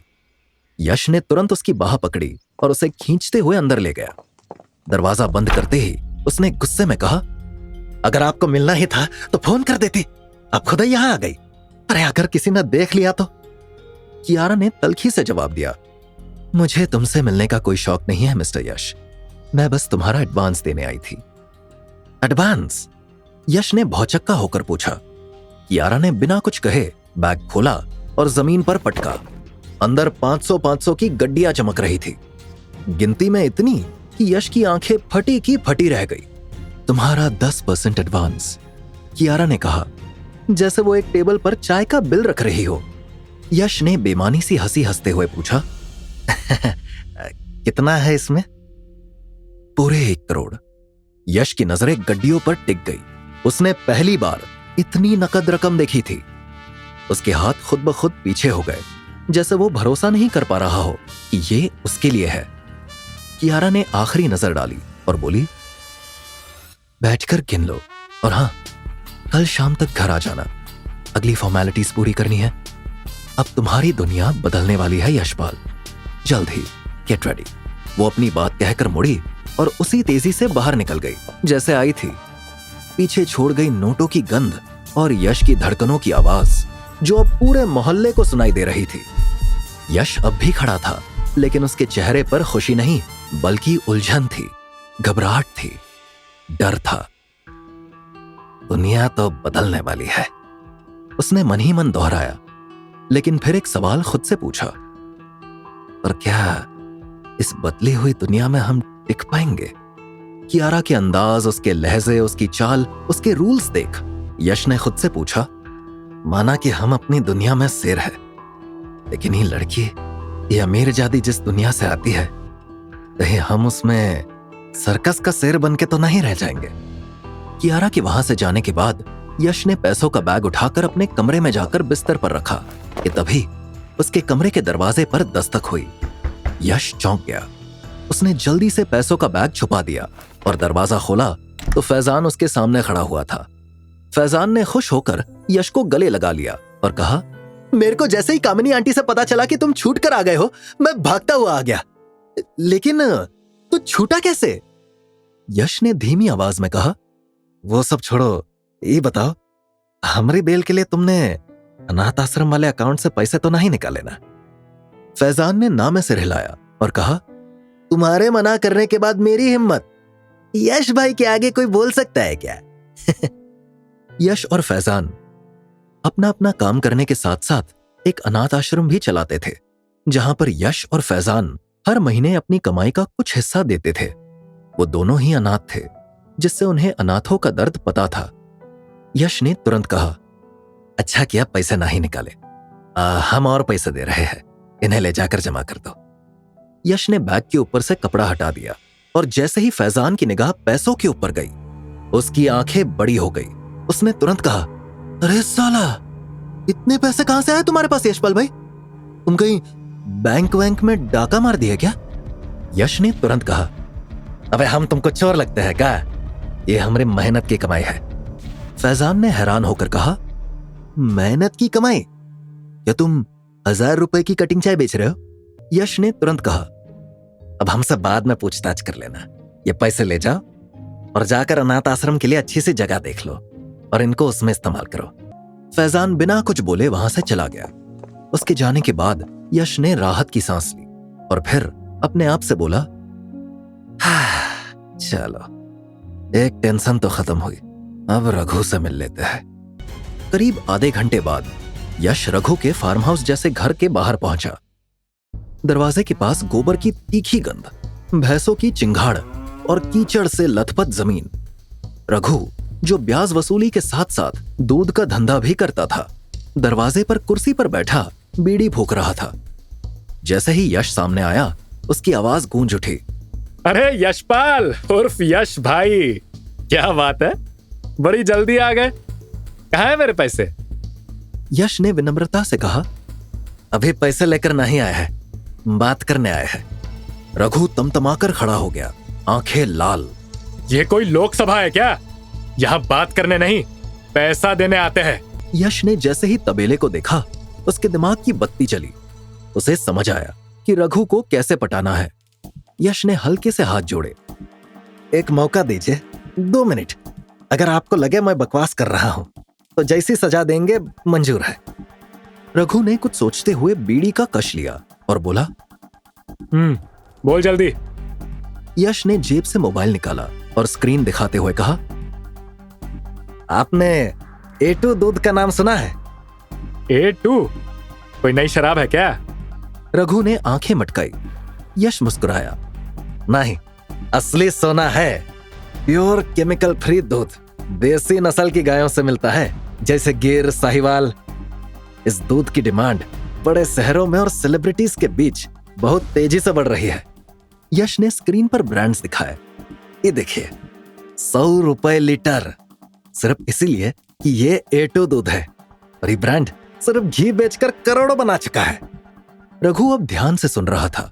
यश ने आगे कहा, आपके पास तो सब कुछ है, जमीन, डेयरी का ढांचा, एक्सपीरियंस। बस गाय की नस्ल बदलिए, ऑर्गेनिक चारा डालिए और ब्रांडिंग पर फोकस कीजिए। यश ने एक वीडियो चलाया जिसमें एक सेलिब्रिटी कह रही थी, मैं सिर्फ बिना केमिकल वाला A2 दूध पीती हूँ। यश ने अपनी बात पूरी करते हुए कहा, schools, hospitals, high and societies सब इसके लिए ज्यादा पैसे देते हैं। आप चाहे तो इसका पनीर, घी और दही भी बेच सकते हैं और ऑनलाइन और ऑफलाइन दोनों में दहशत मचा सकते हैं। रघु ने बीड़ी का आखिरी कश लिया और बोला, बात तो कर रहा है पैसों वाली, तो है तो चाय वाला, लेकिन दिमाग किसी बिजनेसमैन से कम नहीं है। फिर रघु एक पल चुप रहा और बोला, ठीक है, पैसा माफ तो नहीं करूंगा, लेकिन तूने जो 10 का 12 कहा था, अब 10 का 10 देना। यश ने गहरी सांस ली। पैसे तो हम देंगे ही, लेकिन आपसे एक विनती है। क्या? रघु ने शक करते हुए पूछा। यश ने कहा, जब आप कामिनी आंटी से मिले तो उन्हें ये मत कहिए कि हमने पैसे दिया है। कहिए कि हमारा आइडिया आपको इतना पसंद आया कि आपने खुद ही से पैसा माफ कर दिया। रघु ने कुछ पल यश को घूरा, फिर हंसा। चल ठीक है, तेरे जैसा शातिर मैंने आज तक नहीं देखा। यश ने फैजान को कॉल किया, 10 लाख की रकम मंगवाई और रघु को थमाई। फिर दोनों साथ में कामिनी के घर पहुंचे। आंगन में कामिनी और श्रुति बैठी थी। रघु को देखकर दोनों के चेहरे पर डर छा गया, लेकिन रघु मुस्कुराते हुए बोला, ये छोकरा बड़ा तेज निकला, इसका एक आइडिया पसंद आया, तेरे पैसे माफ। श्रुति और कामिनी दोनों हैरान थी। ये कहकर रघु चला गया। श्रुति ने तुरंत यश की तरफ देखा। आपने उससे ऐसा क्या कह दिया? यश ने मुस्कुराते हुए कंधे उचका दिए। बस थोड़ा सा दिमाग लगाया। कामिनी की आंखें भर आई। वो उठी और यश को गले से लगा लिया। वो बोली, तू ना होता बेटा तो हम पता नहीं क्या करते। कुछ देर बाद यश और श्रुति पास की दुकान से आइसक्रीम लेकर नुक्कड़ पर खड़े थे। यश श्रुति को रघु वाला आइडिया बता रहा था कि तभी पीछे से किसी ने श्रुति के कंधे पर हाथ रखा। तो तुम यहाँ हो, मैं तुम्हें घर पर ढूंढ रहा था। उस आवाज के साथ ही श्रुति की हंसी जैसे जम गई। वो पलटी और सामने खड़े उस शख्स को देखकर उसका चेहरा एकदम सफेद पड़ गया। श्रुति ने पलटकर देखा और उसके चेहरे का रंग उड़ गया। मोहित? उसकी आवाज कांप रही थी। तुम यहाँ क्या कर रहे हो? मोहित ने नजरें घुमाकर यश को देखा और फिर 2 कदम श्रुति के और पास आकर बोला, मुझे अवॉइड करके अब तुम चाय वाले के साथ आइसक्रीम भी खाने लगी हो। अच्छा है। इतना कहकर मोहित ने श्रुति के कंधे पर हाथ रख दिया। श्रुति ने घबराकर उसका हाथ झटक दिया। प्लीज मोहित, बदतमीजी मत करो। यह सब देख यश का चेहरा सीरियस हो गया। उसने गुस्से में कहा, भाई साहब, क्या कर रहे हैं आप?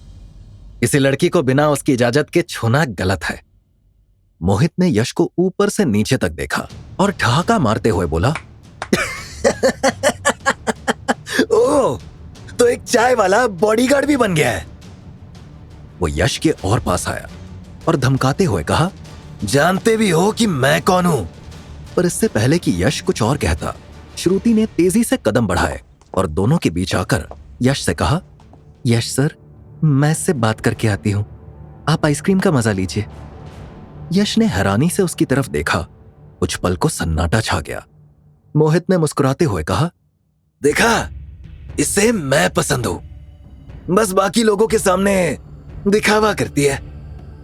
श्रुति की आंखें गीली हो गई, लेकिन वो कुछ नहीं बोली। यश ने धीरे से सिर झुकाया और पीछे हट गया। श्रुति मोहित को साइड में लेकर चली गई। श्रुति ने उससे जिस टोन में बात की थी, उससे यश को बहुत बुरा फील हुआ। उसने जो अपने हाथ में आइसक्रीम ली हुई थी वो फेंक दी और श्रुति मोहित की तरफ देखते रहा। श्रुति मोहित को एक किनारे ले जाकर बोली, तुम्हारा दिमाग खराब हो गया है क्या मोहित? पहले तुम कॉलेज में मेरे पीछे पड़े रहते थे, अब तुम यहां तक आ गए। तुम्हारी इतनी हिम्मत? मोहित ने जेब से एक मुड़ा हुआ कार्ड निकाला, धीरे धीरे उसे खोला और श्रुति के सामने रखते हुए मुस्कुरा कर बोला, ये देखो, हमारी शादी का कार्ड है। दुल्हे का नाम मोहित और दुल्हन श्रुति। शादी का कार्ड देखते ही श्रुति के होश उड़ गए। भले ही कार्ड नकली था, लेकिन मोहित का इरादा असली लग रहा था। मोहित आगे बोला, मैं थक चुका हूं इस बिल्ली चूहे के खेल से श्रुति, अब और नहीं। अब फैसला मेरा है। 4 दिन बाद तुम्हारी और मेरी शादी है। फिर उसकी आवाज एक खतरनाक नरमी में बदल गई। अगर तुम चुपचाप साथ चलने को तैयार हुई तो ठीक है, नहीं तो मुझे अच्छे से पता है कि तुम्हारे साथ क्या करना है। श्रुति घबरा कर बोली, ये क्या बकवास कर रहे हो तुम मोहित? मोहित ने मुस्कुराते हुए कहा, बकवास नहीं कर रहा हूं। अगर नहीं चली तो जबरदस्ती लेकर जाऊंगा। घबराहट के मारे श्रुति का चेहरा पीला पड़ गया और मोहित ने गुनगुनाते हुए आगे कहा, उठा ले जाऊंगा, देखती रह जाएगी मम्मी तुम्हारी। मेरी बात याद रखना। तुम्हारे पास अब ज्यादा वक्त नहीं है, डिसीजन ले लेना 4 दिन में, वरना अपनी बेइज्जती कराओगी। इतना कहने के बाद मोहित वहां से चला गया। श्रुति ने अपनी आंखों के आंसू चुपचाप पोंछे, एक लंबी सांस ली और धीरे धीरे यश की ओर बढ़ी। यश के पास आकर उसने कांपती आवाज में कहा, सॉरी यश सर। यश ने उसकी तरफ देखा। उसकी आंखों में शिकायत नहीं थी, सिर्फ चिंता थी। वो नरम दिल इंसान था और वो श्रुति को तकलीफ में नहीं देख सकता था। उसने तुरंत कहा, वो लड़का कौन था और क्या कह के गया है वो, जिसकी वजह से तुम इतना घबराई हुई लग रही हो? श्रुति की नजर झुक गई। कुछ पल वो चुप रही, फिर झूठ बोलते हुए बोली, कुछ नहीं, वो पुराना दोस्त था, बस मिलने आया था। यश ने गहरी नजर से उसे देखा और कहा, देखो श्रुति, हम भले ही चाय वाले हैं, लेकिन दिल और दिमाग वाले हैं। सीधा बताओ क्या हुआ? बस इतना सुनते ही श्रुति का संयम टूट गया। उसकी आंखें भर आई। वो वहीं खड़ी खड़ी रोने लगी। फिर रूंधे गले से बोली,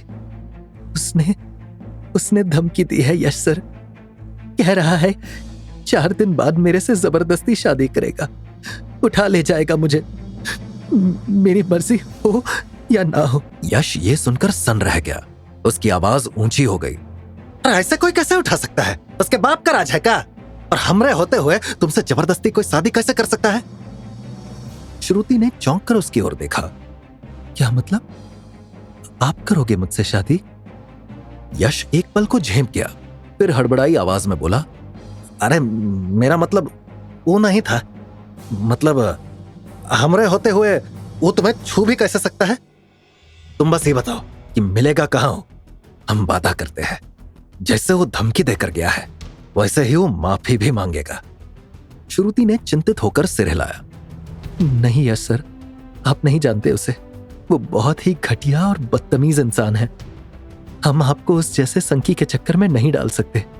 पहले ही आपके खिलाफ एक केस चल रहा है, वो भी मेरी वजह से। अब और नहीं। मुसीबत से डरकर अगर लोग चुप रहते तो बदलाव कभी नहीं आता। यश ने शांत लेकिन दृढ़ लहजे में कहा, लेनदार से भी डर रहे थे तुम लोग, हमने सब ठीक कर दिया ना। उसी तरह यह भी ठीक हो जाएगा, बस उसका ठिकाना बताओ। श्रुति कुछ पल चुप रही, फिर हार मानते हुए बोली, वो रोज शाम को जूहू के डायमंड क्लब में दिखता है, वहीं मिलेगा। यश ने सिर हिलाया। ठीक है, तुम अब घर जाओ और आंटी को कछु मत बताना, वरना वो घबरा जाएगी।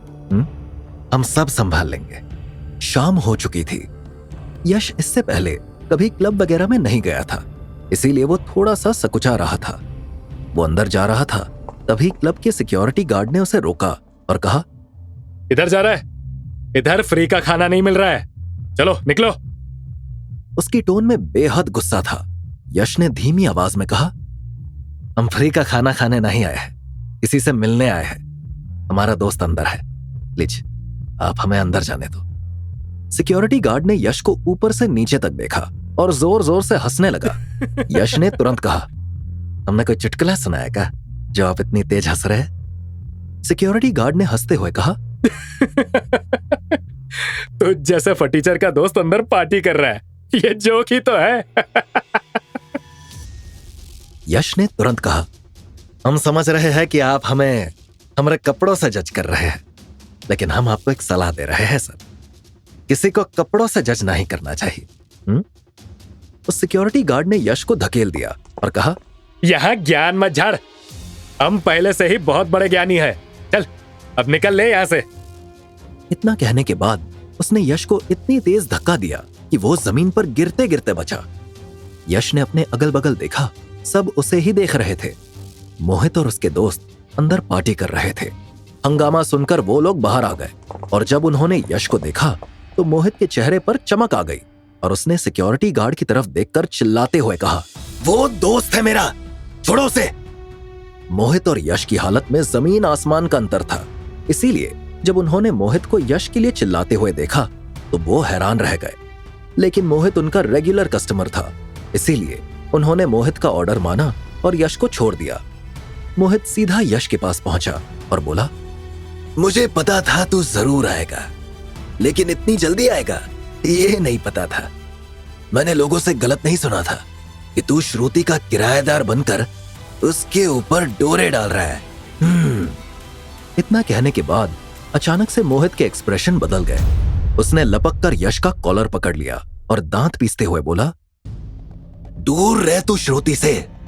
यश ने मोहित के हाथ से अपना कॉलर छुड़ाया और कहा, दूर तो हम आपसे रहने को कहने आए हैं, आप जो कर रहे हैं वो गलत है। किसी भी लड़की को ऐसे परेशान करना, उसकी इज्जत के साथ खिलवाड़ करना गलत है। अगर कोई लड़की आपसे प्यार नहीं करती और आप उसे जबरदस्ती हासिल करते हैं तो क्या हासिल होगा? आपने कभी सोचा है इसके बारे में? यश की बात सुनकर मोहित ने हंसना शुरू कर दिया और कहा, साले तू बस दिखने में फटीचर लग रहा है, ज्ञान तेरे पास बहुत है, इतना ज्ञान लाता कहां से? यश को बहुत बुरा लगा और उसने कहा, ये आप बहुत गलत कर रहे हैं। हम आपको फिर से बता रहे हैं कि अगर आपने श्रुति के साथ बदतमीजी करने की कोशिश की तो ठीक नहीं होगा। यश की टोन में धमकी थी। मोहित, जो आमतौर पर ऐसी धमकियों पर लोगों के हाथ पांव तोड़ दिया करता था, उसने यश की धमकी सुनते ही हंसना शुरू कर दिया और कहा, अरे भाई, तू इतना क्यों उस लड़की के लिए परेशान है जब तेरे पास ऑलरेडी एक गर्लफ्रेंड है? तू एक साथ दो को घुमाने के चक्कर में है क्या? यश चौंक गया और उसने कहा, कहना क्या चाहते हो? यश के सवाल पर मोहित यश की तरफ झुका और बोला, तुम्हें क्या लगता है यश चाय वाले कि मुझे तुम्हारे बारे में कुछ नहीं पता? तेरे और कियारा के बीच क्या चल रहा है बताऊं मैं श्रुति को? सोच रहा हूं बता ही देता हूं। अगर वो तुम्हारे प्यार में पड़कर मुझे मना कर रही होगी तो मुझे उसे मनाने में ज्यादा मेहनत नहीं करनी पड़ेगी। ये सुनते ही यश का चेहरा पीला पड़ गया, क्योंकि अगर उसका सच श्रुति के सामने आ जाता तो चीजें खराब हो सकती थी। इसीलिए उसने मैटर को संभालने की कोशिश करते हुए कहा, यह क्या बकवास कर रहे हो? मैं किसी कियारा को नहीं जानता। मोहित के चेहरे पर एक कनिंग स्माइल आ गई और उसने अपना फोन निकालकर यश के सामने रखा और बोला, लेकिन ये पिक्चर तो ये कह रही है कि तुम कियारा को बहुत अच्छे से जानते हो। हा? यश की निगाह उस पिक्चर पर गई। उसमें वो कियारा के बगल में लेटा हुआ था। ये उसी रात की पिक्चर थी जब यश कियारा को घर पर लेकर आया था। यश के दिमाग में काफी सवाल थे, लेकिन मोहित अपने दोस्तों को लेकर वापस क्लब में चला गया और सिक्योरिटी ने यश को घर भेज दिया। यश क्लब से चला आया, लेकिन रात भर यश को नींद नहीं आई थी। मोहित के हाथ में वो फोटो देखकर उसका दिमाग सुन्न पड़ गया था। वो फोटो जिसमें यश और कियारा एक निजी पल में दिखाई दे रहे थे, न सिर्फ यश की सच्चाई को उजागर कर सकती थी, बल्कि उसकी और श्रुति की पूरी दुनिया उलट सकती थी। अगले दिन की सुबह हो चुकी थी। यश उठा और बाहर निकला। पूरी रात नींद न आने की वजह से उसकी आंखें लाल थी और दिमाग में सिर्फ मोहित की धमकी गूंज रही थी। तभी फोन पर नोटिफिकेशन टोन बजी। यश ने फोन देखा। कियारा ने उसे नकली बॉयफ्रेंड बनाने के लिए अग्रीमेंट की कॉपी भेजी थी। यश उसे ओपन करने जा ही रहा था कि तभी उसकी निगाह श्रुति के ऊपर पड़ी। श्रुति कॉलेज जा रही थी। यश ने श्रुति को कॉलेज के गेट तक छोड़ा। एक तेज, कर्कश और बेहुदी आवाज पीछे से आई, अबे फटीचर, तेरी हिम्मत की दाद देनी पड़ेगी। क्लब में भी घुसाया था, अब इतने बड़े कॉलेज में भी चला आया। यश और श्रुति दोनों ने पलट कर देखा। मोहित था। वही घिनौनी मुस्कान, वही अकड़। यश को अपनी हालत पर बुरा फील हुआ, लेकिन श्रुति के चेहरे से खून उतर गया। मोहित ने यश को एक धीमी मगर तीखी मुस्कान दी, फिर श्रुति के पास गया और धीमे मगर चिकने लहजे में बोला, तुम भी ना किस फटीचर के चक्कर में पड़ी हो श्रुति? मान जाओ ना, मैं तुमसे प्यार करता हूं, रानी बनाकर रखूंगा तुम्हें। श्रुति की आंखों में आंसू आ गए। उसने चुपचाप यश की ओर देखा, जैसे अपनी नजरों से माफी मांग रही हो उस मजबूरी के लिए जो उसने उस पर थोप दी थी। मुझे जाने दो मोहित, मुझे देर हो रही है, उसने कहा और अपने आंसू छुपाती हुई तेजी से कॉलेज की ओर बढ़ गई। मोहित ने एक बार फिर यश की ओर रुख किया। उसकी आंखों में एक बेहुदी चालाकी थी। तुझे पता है यश, उसने कहा, अगर मैं चाहूं तो तेरी और कियारा अग्रवाल की फोटो दिखाकर श्रुति को 1 मिनट में मना सकता हूं, लेकिन फिलहाल तो उसकी हां का इंतजार कर रहा हूं। यश ने तुरंत कहा, वो तुम्हें कभी हां नहीं कहेगी, चाहे तुम जो कर लो। मोहित के चेहरे पर कुटिल मुस्कान आ गई और उसने कहा, अच्छा अभी देखो। वो यश के रिएक्शन देने से पहले ही श्रुति की तरफ बढ़ा और जब तक यश कुछ कर पाता उसने एक एनवेलप श्रुति को पकड़ा दिया और कहा, तुम्हें लगता है कि मैं सिर्फ तुम्हें परेशान करता हूं? एक बार इसको देखो, पता चल जाएगा कि मुझे तुम्हारी कितनी फिक्र है। यश सन्न रह गया। श्रुति ने उसकी ओर देखा। उसके चेहरे का रंग उड़ चुका था। श्रुति ने धीरे धीरे उस एनवेलप को खोलना शुरू किया, जिसमें शायद वो तस्वीरें थी जो यश को एक्सपोज कर सकती थी। तभी बाहर एक लग्जरी कार के ब्रेक की स्क्रीचिंग की आवाज गूंजी। यश का ध्यान भटक गया। वो किसी और की नहीं बल्कि कियारा की कार थी। उसकी धड़कनें तेज हो गई। अब वो वाकई फंस चुका था। अगर श्रुति ने ये तस्वीरें देख ली और कियारा के बारे में जान लिया तो वो कभी यश का चेहरा नहीं देखेगी। और दूसरी तरफ अगर कियारा को पता चल गया कि श्रुति अब भी यश की जिंदगी में है तो यश और कियारा की कहानी खत्म। यश की सांसें जैसे रुक गई। एक तरफ कियारा थी और एक तरफ श्रुति। उसके दिमाग में शोर था, किसे बचाऊं, इसे खो दो। यश कभी एनवेलप खोलती हुई श्रुति को देख रहा था तो कभी अपनी तरफ बढ़ती कियारा की लग्जरी कार को। उसके दिल की धड़कनें किसी बिना ब्रेक की ट्रेन की तरह दौड़ रही थी। बस अब पोल खुलने ही वाली है। उसका दिल दहशत से कांप रहा था। श्रुति ने आखिरकार एनवेलप खोला, एक फोटो पेपर निकाला। उसकी नजरें ठहर गई। वो कभी तस्वीर को देख रही थी, कभी यश को। उसकी आंखों में अब सिर्फ गुस्सा नहीं, उलझन और अपमान की चिंगारी थी। यश की सांसें अटक गई। श्रुति ने एक तीखी नजर यश पर डाली और अचानक वो फोटो पेपर मोहित के मुंह पर फेंकते हुए चिल्लाई, ये क्या है? दोबारा ऐसी बकवास करने की कोशिश मत करना मोहित। इतना कहकर वो बिना पलटे वहां से चली गई। यश, जो अभी तक पूरी तरह घबराया हुआ था, कुछ समझ ही नहीं पाया। उसने श्रुति की बात आधी सुनी, लेकिन दिमाग में पूरी कहानी खुद की ही गढ़ ली थी। वो तेजी से आगे बढ़ा, फोटो पेपर उठाने के लिए झुका। इतने में माथे से पसीने की बूंद नीचे टपकी और जैसे ही उसने फोटो देखी, उसका चेहरा गुस्से से तमतमा उठा। उस फोटो में श्रुति उसे राखी बांध रही थी। फोटो इतनी सफाई से एडिट की गई थी कि अगर यश खुद ना होता उस फोटो में तो शायद वो भी धोखा खा जाता। मोहित जोर जोर से हंसने लगा। भैया मोरे, राखी के रिश्ते को निभाना। कैसी लगी फोटो यश भैया? यश ने नजरें उठाई। मोहित कुछ दूर खड़ा उसी कनिंग स्माइल के साथ उसे घूर रहा था। तो तुमने हमें डराने के लिए एक घटिया फोटोशॉप किया है, यश ने कहा। मोहित हंस पड़ा। उसकी आवाज में अब खुली धमकी थी। अभी तो सिर्फ एडिटेड फोटो थी। ओरिजिनल फोटो याद है ना, जिसमें तुम और कियारा। अगर फिर से मेरे और श्रुति के बीच टांग अड़ाई ना, तो अगली बार 10 बाय 10 की ओरिजिनल फोटो कुरियर कर दूंगा श्रुति को। और ये मेरी आखिरी वार्निंग है। वो थोड़ा झुका, आंखों में गुस्सा भरकर बोला, नेक्स्ट टाइम नो वार्निंग, सीधा डिस्पैच। Got it? यश की मुट्ठियां बंध गई, लेकिन वो कुछ कह पाता उससे पहले ही मोहित वहां से निकल गया, जैसे जंग की पहली चाल चल चुका हो। और तभी कियारा की कार यश के ठीक सामने आकर ब्रेक मारकर रुक गई। गाड़ी का दरवाजा खुला और यश ने राहत की सांस ली। उसमें से कियारा नहीं बल्कि शेर सिंह उतरा और उसने कहा, चलो। यश ने सवाल किया, क्या हुआ? शेर सिंह ने यश के सवाल का जवाब दिए बिना यश का हाथ पकड़ा और एक झटके में उसे गाड़ी के अंदर खींच लिया। यश ने सवाल पूछने शुरू कर दिए, पर शेर सिंह ने सिर्फ इतना ही बताया कि वो कियारा का मैनेजर है और कियारा ने उसे यश को लाने भेजा है। एसयूवी हाई स्पीड में शहर की सड़कों को नापती चली जा रही थी।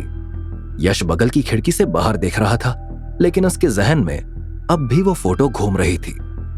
कुछ देर की चुप्पी के बाद यश ने पूछा, क्या हो गया? ऐसे अचानक उठाने की जरूरत काहे पड़ी? शेर सिंह ने हल्की आवाज में जवाब दिया, क्या करता सर, मैम का ऑर्डर था कि जैसा हो वैसा उठा कर ले आना। वैसे वो लड़का कौन था जो आपसे उलझ रहा था? यश ने मुस्कुराते हुए बात डाल दी, अरे दोस्त था, काफी दिन बाद मिला था। शेर सिंह ने उसे देखते हुए टोका, मैं भी आदमी पहचानना जानता हूं यश सर। यश चुप हो गया। उसके दिमाग में अभी भी मोहित ही घूम रहा था।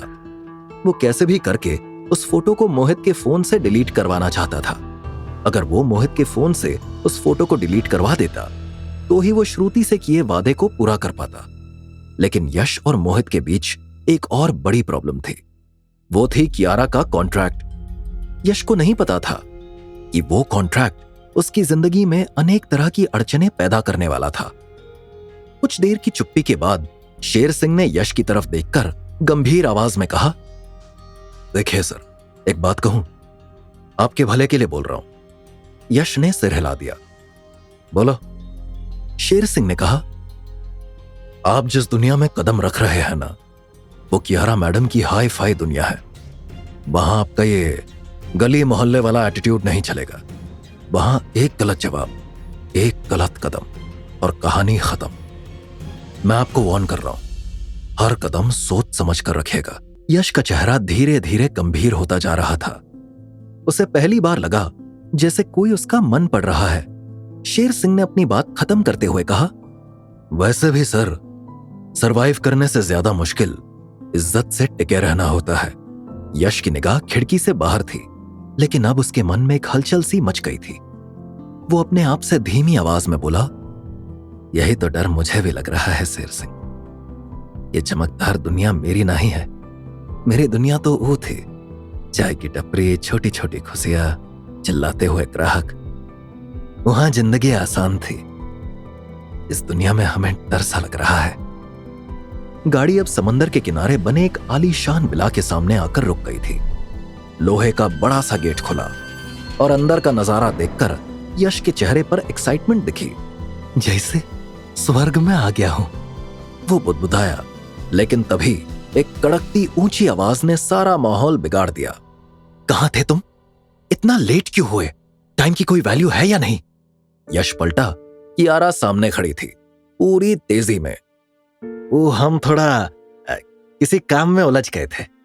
यश ने नजरें झुकाकर कहा, लाए, मुझे झूठ पसंद नहीं है यश। तुम किसी कॉलेज में गए थे जहां से शेर सिंह को बोलकर तुम्हें यहां लाना पड़ा। नेक्स्ट टाइम टाइम पर आ जाना। और ये क्या पहन रखा है? फिर से चाय बनाने जा रहे थे क्या? कियारा ने यश को सिर से पैर तक देखा और अपनी नाक सिकोड़ ली। कुछ ढंग के कपड़े नहीं थे तुम्हारे पास? यश ने थोड़ी अकड़ के साथ अपनी शर्ट का कॉलर मोड़ा और मुस्कुराकर बोला, अरे अच्छा ब्रांड है मैडम, देखो ना, लोगो भी है इसका। उसने बड़े शान से शर्ट पर छुपी फेडेड सी बड़े ब्रांड की निशानी दिखाई, जो असली कम और चाइना मार्केट वाली फर्स्ट कॉपी की भी थर्ड कॉपी लग रही थी। कियारा की आंखें पलटने को थी, चेहरा लाल हो चुका था। इससे पहले कि उसका गुस्सा ज्वालामुखी बनकर फूटता, यश ने खुद ही डैमेज कंट्रोल शुरू कर दिया। अब देखो मैडम, हम ठहरे चाय वाले, बड़े ब्रांड के कपड़े कहां से लाए हैं? जो था पहन लिए। जिस दिन पैसे होंगे उस दिन असली वाला खरीद लेंगे, दुकान समेत। कियारा ने उसकी बात सुनी, लेकिन जैसे कुछ भी फनी ना हो। पैसे होंगे मतलब? कल मैंने तुम्हें 1 करोड़ कैश दिए थे, उसका क्या हुआ? यश ने बिना झिझक, बिना पछतावे और छाती चौड़ी करके कहा, डोनेट कर दिए। हमारे ऑर्फनेज को जरूरत थी, वहीं दे दिए। कियारा की भौहें चढ़ गई। उसके चेहरे पर पहले गुस्से की झलक थी, लेकिन फिर उसकी आंखों में एक अजीब सी नरमी उभर आई, जैसे किसी ने उसकी एक्सपेक्टेशंस को उल्टा मोड़ दिया हो। वो चौंक कर बोली, 1 मिनट, तुमने 1 करोड़ रुपए डोनेट कर दिए? बीइंग अ चाय वाला, तुम्हारे पास इतने पैसे आए और तुमने खुद पर 1 पैसा नहीं खर्चा? यश ने कंधे उचकाते हुए जवाब दिया, हमने आपसे पैसों के लिए डील नहीं की थी और आई हुई लक्ष्मी को ठुकरा भी नहीं सकते थे, इसीलिए जहां उसकी सबसे ज्यादा जरूरत थी वहीं दे दिए। खुद के लिए पैसे तो हम अपनी मेहनत से कमाएंगे, अपना खुद का बिजनेस करेंगे, अपने दम पर खड़े होंगे। कियारा उसे कुछ देर तक बस देखती रही, पहली बार जैसे उसने कोई दरिया दिल इंसान देखा हो।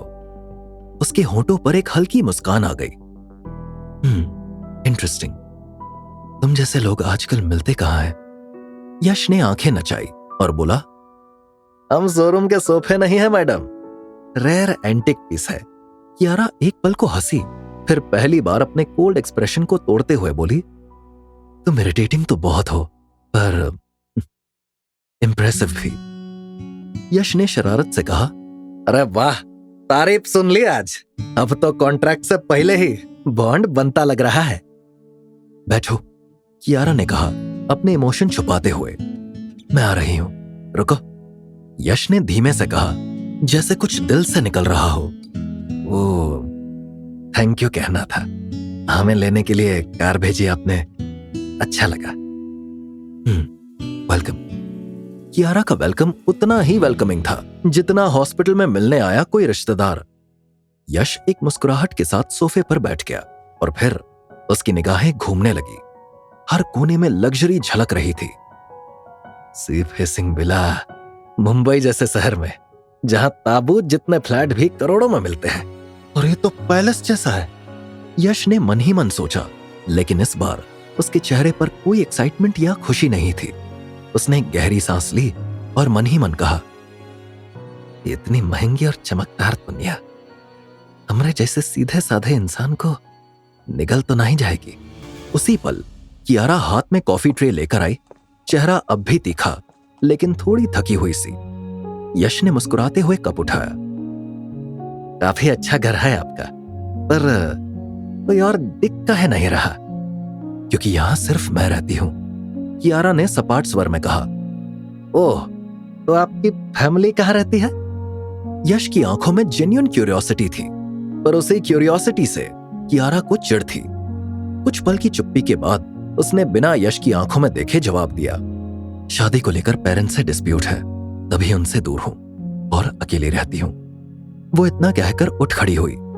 यश के पास अब भी कॉफी थी और बहुत सारे सवाल, लेकिन आज पहली बार उसे एहसास हुआ इस लग्जरी के पीछे भी कुछ खालीपन था।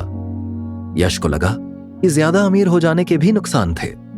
उसके हिसाब से अगर कियारा इतनी रईस नहीं होती तो उसके पास दूसरा घर भी नहीं होता और फिर उसे ना चाहते हुए भी अपनी फैमिली के साथ ही रहना पड़ता।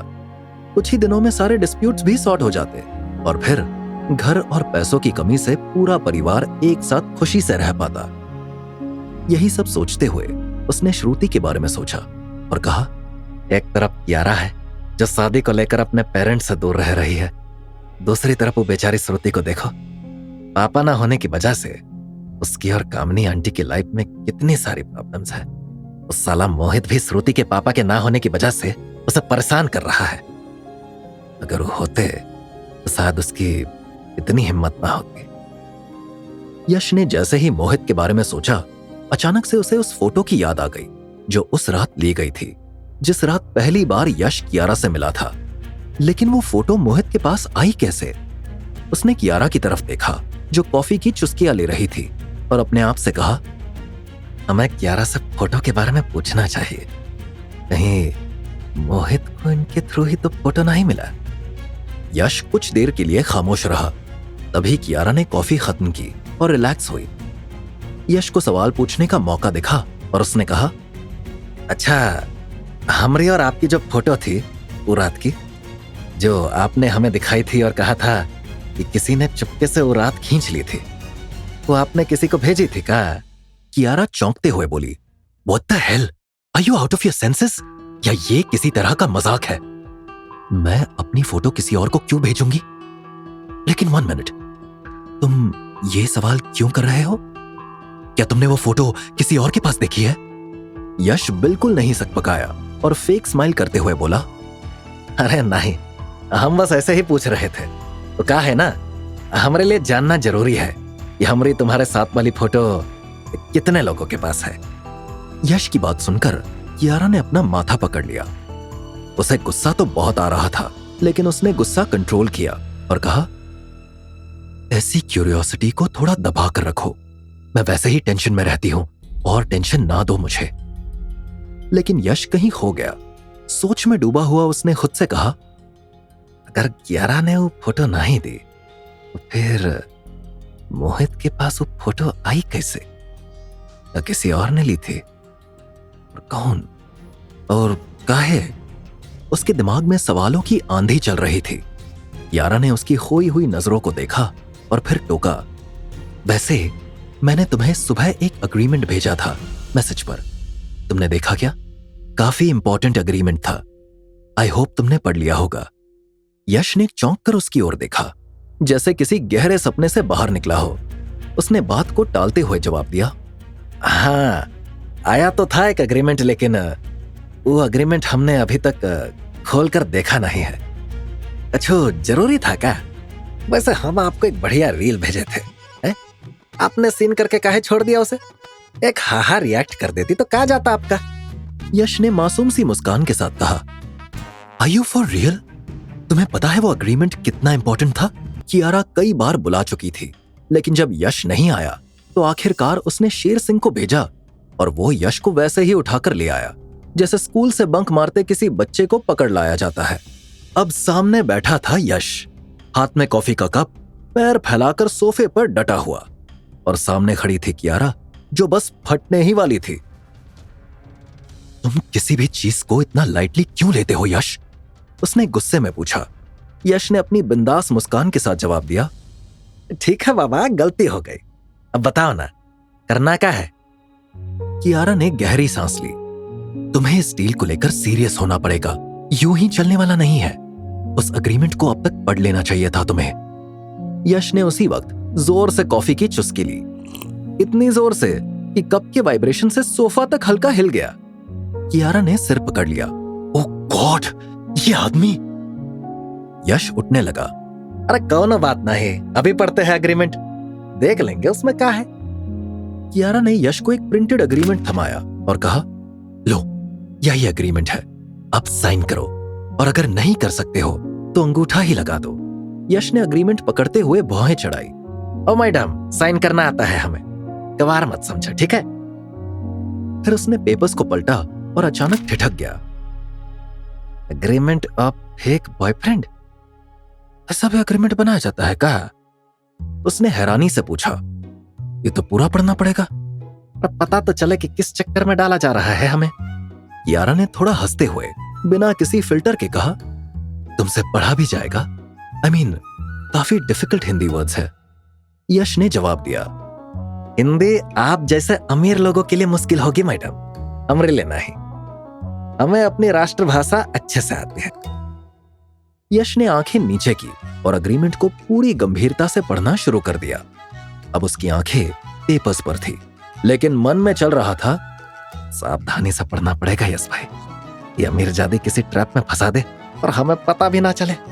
वो एकदम ध्यान लगाकर एग्रीमेंट पढ़ने लगा, जैसे वो कोई सरकारी परीक्षा हो और हर लाइन में कोई ट्रिक क्वेश्चन छुपा हो। उसी वक्त कियारा का फोन बजा। उसने एक रुकती हुई नजर यश पर डाली और अपना मोबाइल लेकर गार्डन की तरफ चली गई। यश ने फिर से एग्रीमेंट की ओर देखा और पढ़ना शुरू किया। यशपाल कियारा अग्रवाल की प्राइवेट लाइफ में दखल नहीं देगा। यशपाल कियारा अग्रवाल का बॉयफ्रेंड होते हुए भी उसके साथ कोनो शारीरिक, भावनात्मक या मानसिक जबरदस्ती नहीं करेगा। यशपाल कियारा के नाम, चेहरे या ब्रांड से जुड़ा कोनो भी लाभ उसकी अनुमति के बिना नहीं उठा सकेगा। वह उसे बिना इजाजत के छू भी नहीं सकेगा। यश की आंखें चौड़ी हो गई। उसने वो लाइन 2-2 बार पढ़ी। मतलब पूरे डील में रोमांस का आर भी नहीं है, सिर्फ रूल्स ही रूल्स। वो बुदबुदाया और फिर सोफे पर थोड़ा पीछे टिकते हुए सोचा, चलो ठीक है, एंटरटेनमेंट नहीं मिलेगा लेकिन पैसा तो मिलेगा, 10-20 करोड़ मिलेंगे, ऑर्फनेज के बच्चों की जिंदगी सेट हो जाएगी और हम भी अपने लिए एक जिंदगी बना लेंगे। कॉन्ट्रैक्ट पूरा होते ही मैडम को बाय बाय। तभी अचानक उसके सामने 2 परछाइयां उभरी। उसके अपने 2 ऑल्टरनेट ईगोस, एक पॉजिटिव यश और एक नेगेटिव वाला। पॉजिटिव यश ने मुस्कुराकर कहा, अरे साइन कर दे यश, ये मौका फिर नहीं मिलेगा। अरे तो ऑर्फनेज के बच्चों के लिए ही तो ये सब कर रहा है ना। यश ने गहरी सांस ली और जवाब दिया, 90 लाख पहले ही डोनेट कर चुका हूं उनके लिए, ये एग्रीमेंट के चलते हम और पैसा डोनेट करेंगे। नेगेटिव यश तिरछा मुस्कुराया, अरे तो क्या करेगा, उनके लिए जेल चला जाएगा, ये एग्रीमेंट एक चमचमाती जेल है, नो लव नो रिस्पेक्ट, बस कियारा की गुलामी। पॉजिटिव यश ने धीमे से कहा, कियारा कोनो बुरी इंसान नहीं है, उसने कभी किसी को नुकसान नहीं पहुंचाया, वो बस टूटी हुई है और तुझे उसकी हेल्प करनी चाहिए। नेगेटिव यश हंस पड़ा, ये लड़की तुझे यूज कर रही है, देखा कैसे तेरा नाम एग्रीमेंट में शर्तों के साथ लिखा है, जैसा तू कोनो किराया का कुत्ता हो। रिच लोग ऐसे ही होते हैं, बाहर से स्वीट, अंदर से कड़वे। यश ने अपने बालों में हाथ फिराया, जैसे कंफ्यूजन की गिरोह को सुलझा रहा हो। पॉजिटिव यश ने फिर कहा, तेरे पास मौका है, सिर्फ अपने लिए नहीं, दूसरों के लिए कछु करने का। और क्या पता, हो सकता है ये रूखी सी कहानी में कहीं कोनो चैप्टर बदल जाए है? और कियारा के साथ तुझे अपना बिजनेस खड़ा करने का मौका मिल जाए। नेगेटिव यश नजदीक आकर फुसफुसाया, बिजनेस तेरे साथ? कियारा की बिलियनर वाली दुनिया में तेरी कौनो औकात नहीं है, तू एक चाय वाला है यस, और ये लोग तेरे जैसों को सिर्फ मजबूरी में अपनाते हैं, कभी दिल से नहीं। यश ने एग्रीमेंट उठाया, उसे एक बार फिर से देखा। अभी वो अगला पेज पलटने ही वाला था कि तभी उसका मोबाइल जोर से वाइब्रेट करने लगा। श्रुति का कॉल था। यश का चेहरा एक पल में गंभीर हो गया। उसने जल्दी से कॉल उठाया और वहां से श्रुति के रोने की आवाज आई। हेलो श्रुति, क्या हुआ, रो काहे रही हो? उधर से बस सिसकियों की आवाज आई। मोहित ने? वो बस इतना ही कह पाई, फिर आवाज टूट गई। क्या किया मोहित ने श्रुति? साफ साफ बताओ। यश की आवाज अब घबरा गई थी, जैसे उसका दिल किसी अनदेखी आग में झुलस रहा हो। श्रुति ने सांसों को कंट्रोल करते हुए पूरा किस्सा सुनाया। आपके जाने के बाद कॉलेज में मोहित ने मुझे बार बार परेशान किया। मैंने इग्नोर किया तो वो मेरे पीछे पीछे घर तक आ गया। वहां भी जबरदस्ती करने लगा। बहुत डरावना हो गया था सब कुछ। अगर वो बार बार ऐसा करता रहा तो मैं शायद। यश जैसे सोफे से गिरते गिरते बचा। उसने गुस्से में कहा, अरे क्या बोल रही हो तुम श्रुति? तुम इतनी स्ट्रांग हो? ऐसी बात मत करो। कामिनी आंटी कहाँ है अभी? श्रुति ने रूंधी हुई आवाज में जवाब दिया, वो भी यही है। मोहित ने उन्हें भी बहुत बुरा भला कहा, उनके साथ भी बदतमीजी की। अब तो मैं टूट गई हूं यश सर। मैंने आपसे छुपाया था, लेकिन वो मुझे बहुत टाइम से परेशान कर रहा है। अब हद पार कर दी है। इतना कहकर वो फपक कर रो पड़ी। यश को अब पूरा यकीन हो गया था, ये सिर्फ एक मन चले की हरकत नहीं थी, ये सीधा हमला था श्रुति की इज्जत पर। उसने फोन कान से थोड़ा हटाया, एक गहरी सांस ली और खुद से कहा, बस बहुत हो गया। वो फिर से कॉल पर आया और शांत लेकिन ठोस आवाज में बोला, श्रुति सुनो, रो मत, मैं आ रहा हूं। आधे घंटे में वहां पहुंच जाऊंगा। तब तक किसी से बात मत करना, खुद से भी नहीं। श्रुति कुछ बोल नहीं पाई, बस हल्का सा सुनाई दिया। यश ने फोन रखा। उसकी आंखों में अब चाय वाले वाली मासूमियत नहीं थी, अब उसमें चिंगारी थी। यश ने पेपर्स को वैसे ही छोड़ दिया और उठकर जाने लगा। तभी पीछे से शेर सिंह की भारी आवाज गूंज पड़ी। कहां जा रहे हो आप? यश ने बिना मुड़े जवाब दिया। अब तुम भी सवाल करोगे मुझसे शेर सिंह? तुम जानते नहीं कि हम मैडम के क्या लगते हैं? शेर सिंह ने अपनी जगह से हिलते हुए कड़क आवाज में कहा, मैडम ने आपको किराए पर बुलाया है सर, यह हमें पता है। अभी अग्रीमेंट साइन नहीं हुआ है, इसीलिए पहले अग्रीमेंट साइन कीजिए। यश के चेहरे का रंग बदल गया और उसने कहा, हम बिना पूरा पढ़े साइन नहीं करने वाले, और अभी हमें एक बहुत जरूरी काम से जाना है। जब लौटेंगे तब बात करेंगे। यश जाने के लिए मुड़ा ही था कि शेर सिंह ने उसका हाथ पकड़ लिया। रुकिए सर, मैडम का ऑर्डर है कि। उसी वक्त कियारा वापस आ गई। उसने जो देखा उस पर भड़क गई। Sher Singh, how dare you? यश का हाथ क्यों पकड़ा है? शेर सिंह ने फौरन सफाई दी। मैडम, ये बिना साइन किए जा रहे थे, बोले कोई अर्जेंट काम है। आप थी नहीं तो मैंने रोका। कियारा की आंखों में गुस्से की आग चमकने लगी, लेकिन यश को कियारा की ये बात अच्छी लगी कि वो किसी और को यश की इंसल्ट करते हुए नहीं देख सकती थी, चाहे वो शेर सिंह ही क्यों ना हो। कियारा के ऑर्डर पर शेर सिंह ने सॉरी कहकर यश का हाथ छोड़ दिया, लेकिन वो अब यश पर बरस पड़ी। व्हाट द हेल यश, तुम्हें एक बार में बात समझ नहीं आती क्या? ये अग्रीमेंट मजाक नहीं है। तुम इतनी बड़ी डील को इतने हल्के में कैसे ले सकते हो? यश ने नजरें मिलाते हुए ठंडे लेकिन ठोस लहजे में कहा, हमें इससे भी ज्यादा जरूरी काम से जाना है। जब वो पूरा कर लेंगे फिर आकर बैठेंगे, तब बात भी करेंगे और पढ़कर साइन भी। कियारा ने गुस्से में कहा, नो, तुम कहीं नहीं जा सकते। इमीडिएटली साइन करो इन पेपर्स पर। ये चूहू चौपाटी की टपरी नहीं है, और ना ही मैं तुम्हारी सड़ी हुई कोई कस्टमर जो तुम्हारे मूड का वेट करूं। अब यश की आंखें भी जलने लगी थी। वो खुद पर तंज सह लेता, अपने कस्टमर्स पर नहीं। उसने थोड़ा आगे झुकते हुए कहा, मैडम, हमारे बारे में आपको जो कहना है कही, पर हमारी टपरी और हमारे कस्टमर्स के बारे में जुबान संभाल कर बोलिए। अगर वो दिन हमने देर तक दुकान ना खोली होती, अगर हमने अपने कस्टमर्स को ठीक से सर्व ना किया होता, तो शायद आज हम आपके सामने खड़े भी ना होते। उसी मेहनत की वजह से आपकी फैंसी दुनिया में घुसे हैं हम, और उसी मेहनत पर आप तंज कस रही है। कियारा ने गुस्से में मोबाइल पटकते हुए कहा, बकवास बंद करो, हमें नहीं सुननी तुम्हारी ये लोकल फिलॉसफी। अग्रीमेंट साइन करो और जाकर जो करना है करो। यश की आंखें एक पल के लिए सर्द हो गई। उसका दिमाग श्रुति में अटका था। लेकिन अग्रीमेंट को बिना पढ़े साइन करना उसके उसूल के खिलाफ था। उसने शांत लेकिन ठोस आवाज में कहा, मैडम, हम अभी साइन नहीं कर सकते। जो जरूरी काम है उसे निपटा कर लौटेंगे, फिर डील साइन करेंगे। ये बात आपको अच्छी लगे या बुरी, हमें फर्क नहीं पड़ता। कियारा का चेहरा तमतमा उठा। वो सीधा यश की ओर बढ़ी। तुम खुद को समझते क्या हो यश? मैंने तुम्हें एक इंपॉर्टेंट काम के लिए बुलाया है और तुम हो कि बार बार डिले कर रहे हो। क्या कोई जज हो तुम जो बार बार तारीख दे रहे हो?